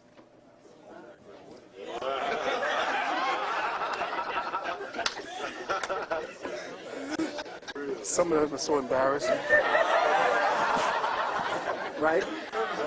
But when it's in the head, then that's That's when you start focusing in on her, and you pull her to you, and you tell her, you reinforce the dream, you reinforce the image, the vision, and she's keeping it. Meanwhile, brothers, as you're saying this, you got to stay hard now. Because two minds is not, cool. Because remember, when you don't want to come, what, baseball, weird shit, don't exist. It's like, okay, baseball, cars, what am I thinking about? See, because when you're starting to think of something else, you can't keep the soldiers, at attention. So what you have to do is to be of two minds, and you have to maintain that. And I bet you can heal yourself, sisters, in the womb. You can heal headaches, fibroids. You can heal migraines. Yes, there are specific positions I can show you that gets rid of migraines, that gets rid of heartburns and gas and all kinds of sickness. You don't want the gas part, but you want to deal with the sickness and the heartburn right in that area. Lung problems, eye problems, strengthening the eyes. There are positions for that. But to envision, to get the vision in the mind of the female so that she becomes the soil to your vision as you begin to make love, then you are scientifically using that act as a way to change history, change your dynamic, change your whole body's energy. And you're not exhausting yourself, brother. Don't lose your seed. That's another way to stay strong. Hold it. In fact, as she is excited, she is flowing. Remember, she's a mount through the charitza, through that tantra, the hole at the top of the stalk, the jade stalk. You can breathe. There's certain disruptive breathing that will turn the outflowing energy into an in-pulling energy. And you could start sucking up her energy and her essences. And when you pull out, she's laid out. Sure. And every one of your muscles are pumping up. And you feel better than if you're exhausted. You come out of it not like, goddamn. You come out of it feeling refreshed. Your head is clear. All of your seeds are going back up. What? The River Jordan. See, you didn't know where the River Jordan was. It's right here in your spine. To the Sea of Galilee. Where John, or Ion, or the Ionic field, baptized Jesus, the Redeemer. See, you don't know that everything in the Bible is actually a takeoff of what you do every day when you draw breath. Every day when you draw breath. So what am I saying, brothers and sisters? I can go on forever. Yes, we got to do something. We're going to shut it down. We got to close it down. What I'm saying, we got 15 minutes. Yeah, we got 15 minutes, and then we're going to rearrange the room. Right. And provide a new energy for Sister Q. Okay, I'm sorry. That's right, I'm sorry. Okay, 15 minutes. We're closing it out now. We'll be doing consultations. I have 100 of my tape lists here. You could pass them around. I didn't bring any tapes. I have over 120 of them, so I couldn't carry them around. What I do have is a tape list of about 46 of the titles. And these 46 titles, you can look around and see which ones that you want out of them, and just give me a call. They go from anywhere between 3 and 11 hours of talking, so yeah, right. Okay, so what I'm going to do is, I didn't want to come off of the situation. If there's any question that you have, any question you have dealing with the circumstance we were talking about today in African spirituality, or the circumstance you're talking about dealing with Light Code Lockdown, let's do it very quickly now, very short. All right, someone dropped some information on me. Said when you look at the encyclopedia of the President of the United States, they always say the President of the United States and never say United States Of America. Exactly. Well, the President of the United States is a CEO. He's just working for the international bankers. He's the meat puppet. They have their hands up George Bush's ass and somebody's moving it. He's like a Muppet. He doesn't have any say-so. He just does what he's told, essentially. Yes, sister was back there than you. Yes? Could you speak on the relevance of understanding the cycles of time in a great year, and if the year 2012, what relevance that has? Beautiful. Just did a tape on that. I'll be doing that, the second part of it, I just did it in London. The great year is coming full circle at this time. The actual date for for the time when we get ready to enter into the void. And I didn't get a chance to talk to you about the void. The great void that the Olmec Mayan masters were talking about is October the 28th, 2011. That's when we begin to enter the void. 2012, we will probably be in it pretty much for the 3 days of darkness.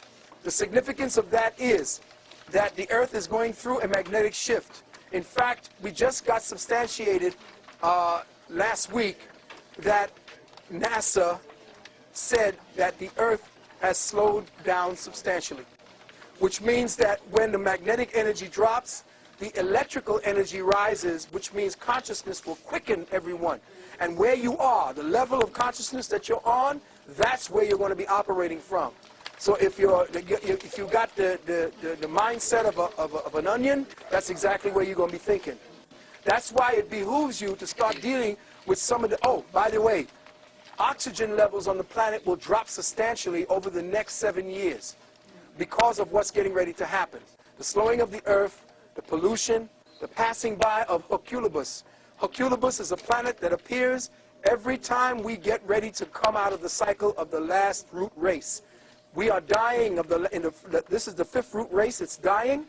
The next root race is coming in, and this planet called Herculebus is always here at the beginning when we're entering into Aquarius. That means there's going to be upheavals, you're going to see volcanoes, tsunamis, excuse me?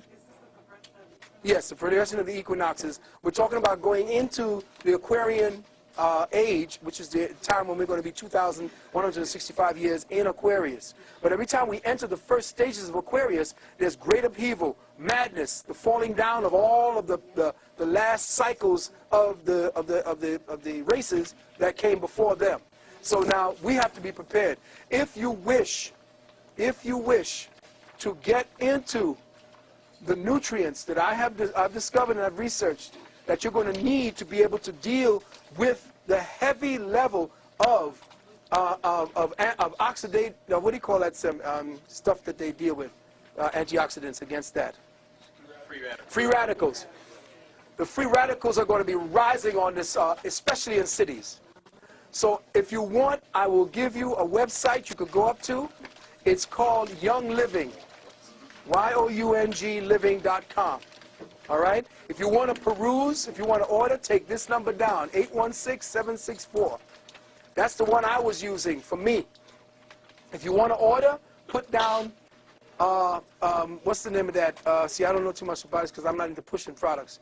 But you put down 816-764. That's my number.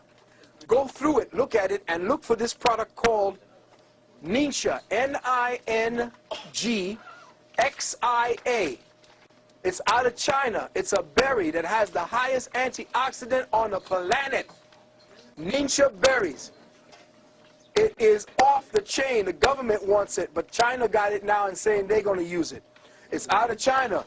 Now, you use that number and you put down, when you order, put down auto ship, A-U-T-O-S-H-I-P. Now, you can go and get the Ninja berry, but then scan the website and look at the oils. Those oils are vital. They are highly oxygenated, clove oils, all of these. And it's pure. It's not the oils that you get that they say 100% essential oil. The essential oil you're buying today is crap. It's garbage. They tell you do not consume. This oil you can put in your mouth.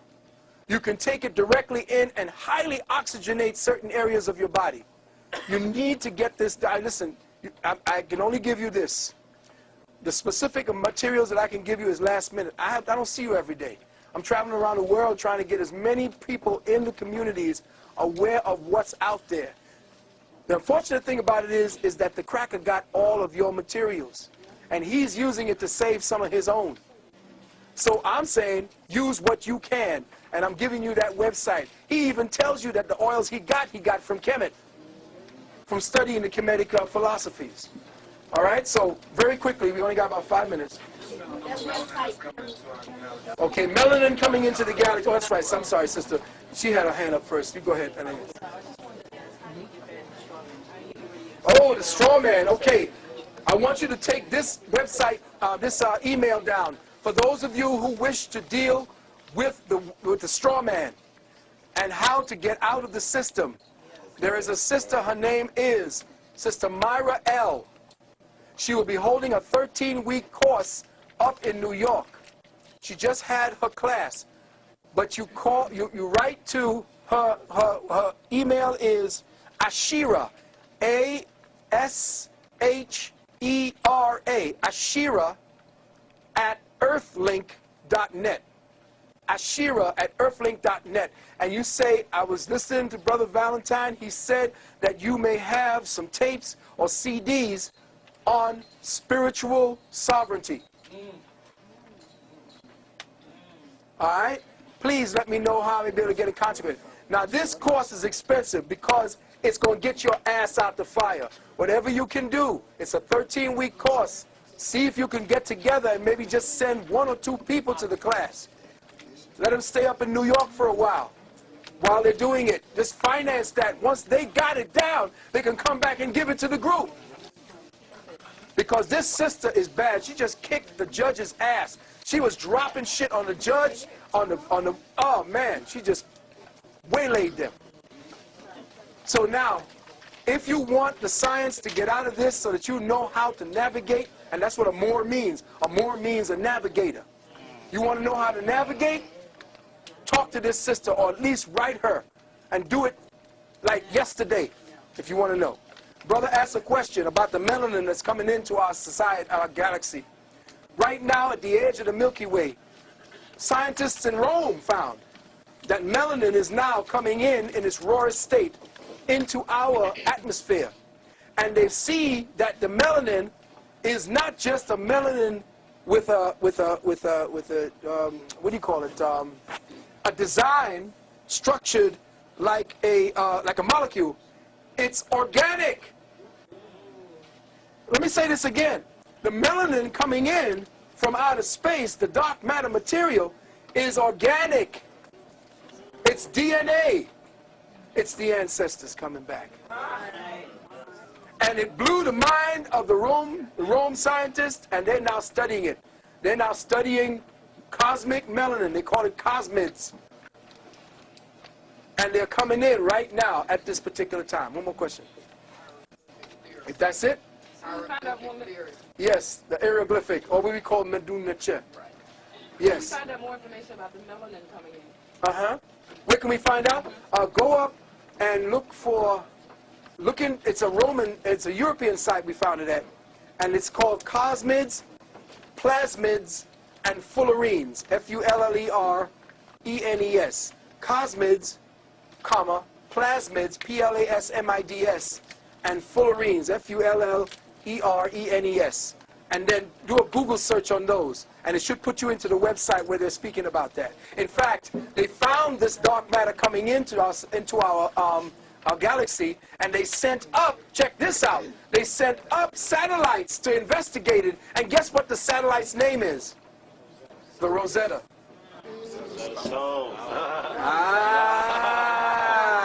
Check it out. And it's going to be broadcasting this information back in 2006.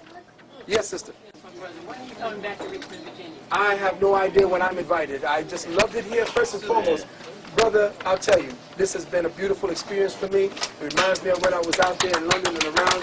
You people here have been just wonderful. And I thank you for your attention.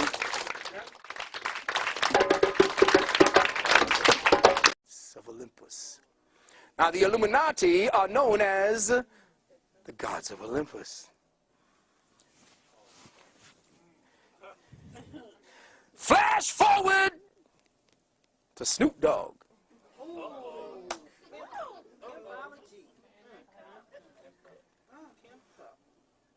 And what do you see them carrying around? The chalice and the pimp cup. Faggots all. For the man. If they ain't taking it in the booty, they're taking it in the ear.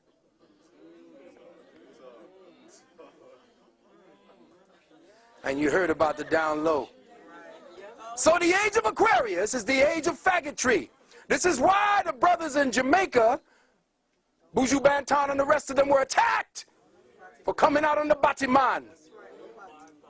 Because the big body hole will be your God. And don't believe anybody who's just saying, I'm bi-curious. Brother, you're not bi-curious, you're a faggot.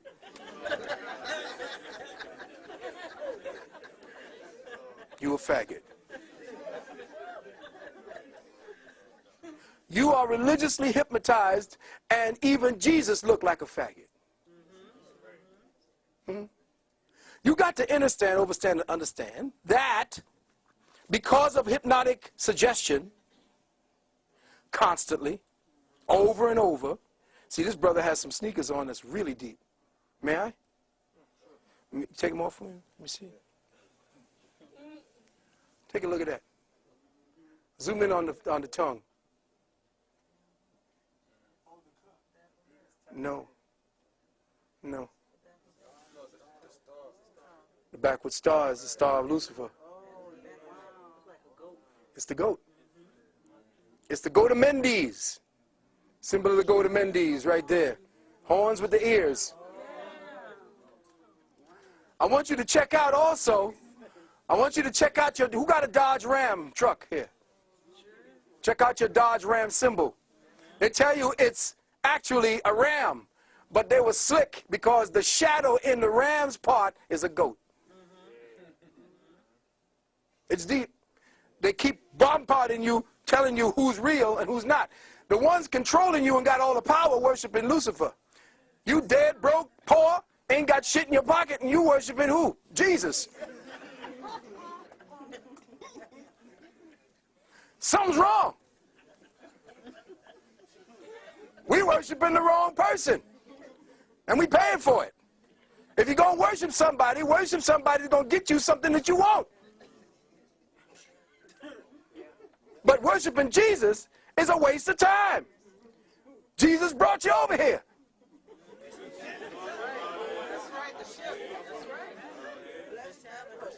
Blessed by the bishops. So if you're going to do anything, do it the other way, and then give some of that money back to those worshiping Jesus. Go get it from Lucifer. Bring it back to your people. Now, I'm not saying, you say, oh, God, hell no. See, now everybody going to start sacrificing goats and chickens and shit.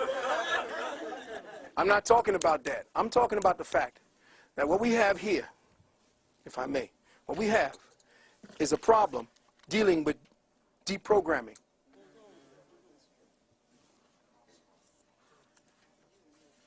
Listen carefully. You have been codified. Do you know that the government right now is attempting to barcode every animal on the planet?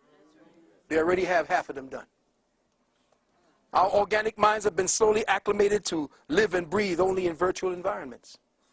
Life is a tangible cosmic principle, and it has been digitally codified. You have been codified. Even as we speak, your consciousness is a breath away from the very digitally colonized, making it completely. A paradigm I call synthetic synchronicity has been weaved around your awareness like a perverse web of manipulated energies. This perverse consciousness web vibrates within an electromagnetic yin-yang polarity and manifests as twin dynamics. In the yin of synthetic synchronicity, it represents itself as a newly evolved species of consciousness we call virtual reality. Virtual reality has spawned its own subspecies called, oddly enough, the web, the internet, satellite cable TV, DVD, Palm Pilot, Ethernet. The Yang principle of synthetic synchronicity represents itself as a very new species called virtual entities or virtual beings. Virtual beings, in turn, have spawned subspecies called clones, genetic engineering, artificial intelligence, robots. With the appearance of these two dynamics, the lines between the real and the surreal have become extinct. They are disappearing regularly and rapidly. At present, our minds are being systematically disabled, unable to tell the difference between technology and what has become deity. Technology has become your experiencer. Technology now feels and processes the world for you. It experiences for you. It sees for you. It tastes for you. It calculates for you. It listens for you. It senses for you, advises you, comforts you, teaches you. It even masturbates you. It thinks for you. Our entire planet is being converted into one homologous virtual program. The more of the virtual program that you accept as real, the more your organic senses are dumbed down, the more desensitized they become, the more dependent on the drug of the virtual they become. Food no longer tastes the same. Ask your elders for proof of this fact. Even if you try to prepare it the same way grandma and great-grandma did, it just does not taste the same. Why is that? Simply, from chronic overstimulation, fruits and vegetables no longer have the same tastes as before. And you wouldn't notice it but for the elders who tell you that they remember when a mango tasted like a mango, a banana like a banana, an orange like an orange. The children today can't tell the difference. Their senses are perverted, degenerated. All that counts now is the code. But without access to the spirit or the archetypal signatures within the so-called code, the human senses do not register the essence of the things that touch them. The human body itself has been digitalized, disassembled, and genetically deprogrammed down into numerical gigabytes. We have been diminished in wonder. This marvel that we are, this mystery, this molecular temple to the highest manifestation of cosmic intelligence has been trivialized into a cellular schematic of dots, dashes, and nanoglyphs. We have become the symbol of what was once real. The body has become an icon of its own self. The human mind and its senses in the brain are slowly losing its ability to experience, process, or recognize the organic world. We no longer process experience or recognize the real. We no longer savor the scent of real air, recognize the taste of real water, relinquish or relish in the taste and the texture of real earth, experience real clouds, experience the resonance of real words, harmonize with the melody of real voices, interface with real touch, real feelings. Does everybody remember the movie The Matrix? Do you remember when Morpheus took Neo into the construct and Morpheus responded to Neo's question, "This isn't real"? Morpheus quickly replied, "What is real? How do you define real? If you're talking about what you can feel, what you can smell, what you can taste and see, then real is simply electrical signals interpreted by your brain." Now, keep these words in mind, beloved, because it is through the electrical components of your brain that your consciousness is being accessed. Neo asked prior to this last question, "Right now we're inside a computer program?" Morpheus said, "Is that really so hard to believe? Your clothes are different. The plugs in your arms and heads are gone. Your hair has changed. Your appearance is what we call a residual self-image." Is this the mental projection? It is the mental projection of your digital self. The world that we think we see and mentally process is actually a residual projection of intercepted light. We, all of us, live and exist in a virtual continuum I call synthetic synchronicity. Synthetic synchronicity is a virtual projection of reality that has been interfaced with the organic light code impulses, that is, the cosmic codes of ascension that hold the archetypal hologram image of the evolving human in its course to enlightenment. Now here's what's happening now, beloved brothers and sisters. All that we see today, all that we are hearing today, all that we think we process is real, all you think is a sound of 50 Cent and the game and all of that, it ain't real. It ain't real. It's a virtual reality program, and you are plugging into it by your acceptance and participation in it.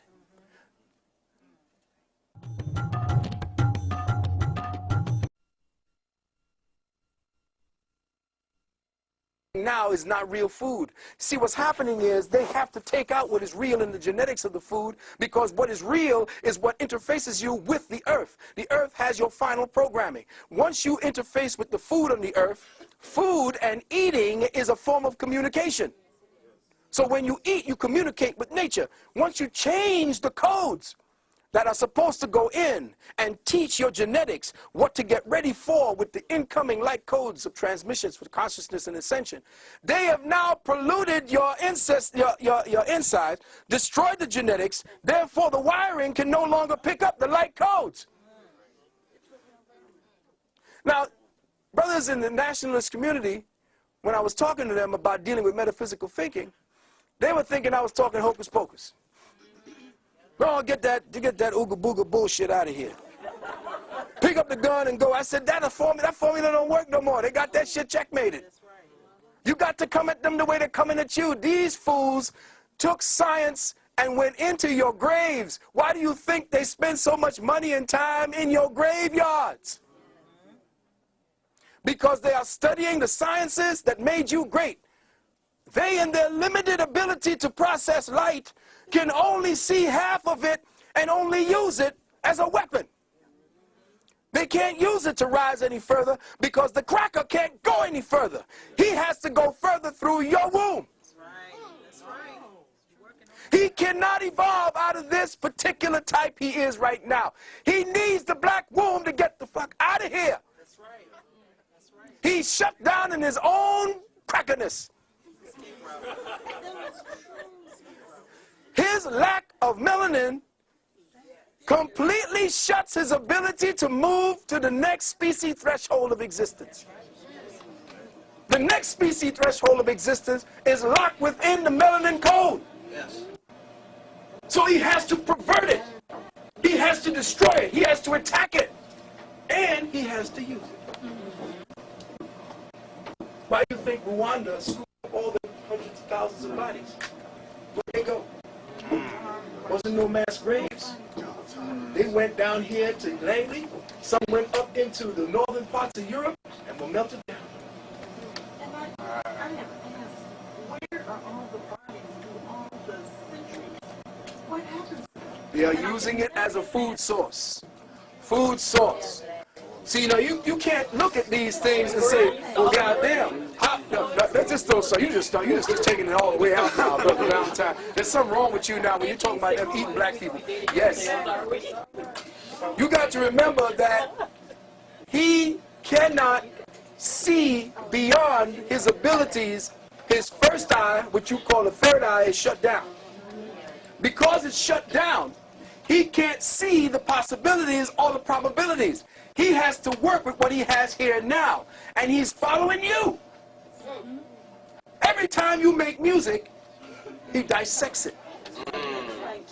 He's checking it out. Every time you dance, he's writing the shit on the floor. What the fuck is that? When the brothers and the sisters began locking and popping, you didn't know. A lot of the brothers and sisters didn't know that the ancestors were saying it's time to get back and study the Medu Neter. So every time you all would lock and pop, I'd be... Got it. All right. Whoa, that's been... Oh, I didn't see that one. Because the ancestors were communicating through the young boys. And they were hitting these deformed poses that were the hieroglyphs coming through. Those were the spectroglyphs going through the untainted mind. And we were not, the spoken word came later. But I'm talking about the dance. The dance is the most organic form of spiritual expression there is. The word is calculated. The dance is not. So when you're looking at the dance, you are seeing which spirit is coming through, what it is. And when they started popping and locking, I said, the ancestors are back. Get ready. They're here. Start getting your notepads out. Start getting your translations. Start opening up your mind. Drop your religion. And reach for the sky. What happened again? When you begin to understand who you are, you lose all necessities, or what they tell you are necessities. You see, I told a young brother just the other day, yesterday, and a young sister, I said, no real food creates a craving. Let me say that again. No real food creates a craving. You don't Jones for apples. But you Jones for a chicken wing and some ribs. Soon as you smell it. That's your addiction. And the problem with you getting out of here is because you were in somatic lockdown. I did a tape. I talked 11 hours, so you know how long I could go. I ain't going to stay that long. I had people sleeping on the floor, still talking to them. You are in somatic lockdown. Somatic lockdown means your somatic, your body lockdown. Your physical body today, based upon Willie Lynchism, is your cellular structure is constituted of addicted cells. Your cells have been conditioned by addiction. That's how they control you. Once you create an appetite within the physical body, I control you. I got you for an appetite for comfort. Got to go home, got to have a bed, got to have your lights, got to have your TV, got to have your fridge, got to have a certain amount of clothing, got to have your makeup, got to have all of these things, and they make you want it. Once they got you wanting that, needing it, craving it, they got you. That's why I say when I was talking, Brother Dell and me were talking last night till about 2 in the morning, right, brother? We were talking about a day of absence, and then a week of absence, then a month of absence. Once you pull the plug on this cracker, he will come begging you, what do you want, nigga? Anything you can have. Just put the plug back in. Just look at me on TV some more. Watch me, listen to me, see what I do. Because once you keep doing that, you're addicted. They know you're addicted, they feed your addiction. If you don't see that the somatic body is your lockdown, this is the way they keep you in lockdown. The somatic body got you in light code spectral lockdown. In other words, white light has 7 bars, check? Yes. Those 7 bars are your consciousness lockdown. Those colors are your lockdown. Because white light has a certain amount of color in the spectrum, and your consciousness is based on white light. But white light is just but 7 variations on the wavelength theme. There's 360 degrees to the circle, which means dimensionally speaking, white light is your jail. And the way that they play with the frequencies today through the television, because, and by the way, brothers and sisters, let me just give you a little hint right here. Somewhere up here, there's a cat's eye. If you got cable, they're looking at you. There's a cat's eye right here that they use for horizontal hold. There's a box in there where the cat's eye is contained that not even the repairman can get into. If you think pulling your plug out the wall is going to do it, forget it. If you got cable, they're looking at you. They said that this thing is so damn powerful, it could pick up the hair on your asshole while you humping on the couch.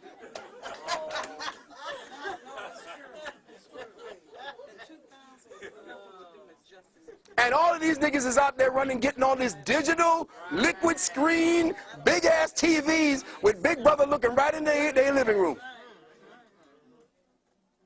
Right into their living room. And all these new cars? Oh, yeah. They got y'all. They're tracking y'all good. And get ready for your what do you call it, card?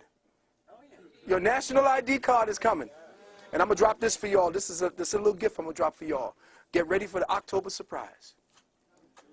October surprise is that they're getting ready to sign legislation where eminent domain is that they're going to take everything you have. Why? Because the international bankers today have now called in the debt. The United States can't pay it. If you are part of the United States, they got you. This is concentration camp time, brothers and sisters. This is how they're financing the war in Vietnam, in Iraq, same damn thing. What they're doing is they're locking brothers up. And every crime has a price. The highest one is murder, manslaughter 1 and 2. These have a price to them. As soon as the judge finds you guilty, he runs in the back, calls down to Wall Street, and writes a bond on your damn case number. That case number now goes out and is picked up and sold over as an exchange. Investor picks it up. It's $4 million, say, for a murder.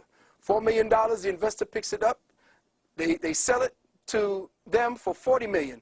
The investor pays $16 million. They take that money and they put it into the Securities Exchange Commission, and that now becomes a bond worth $400 million. And that's how they are financing the war with the brothers in jail. Using your Social Security card. Let me just give you this. Take out your Social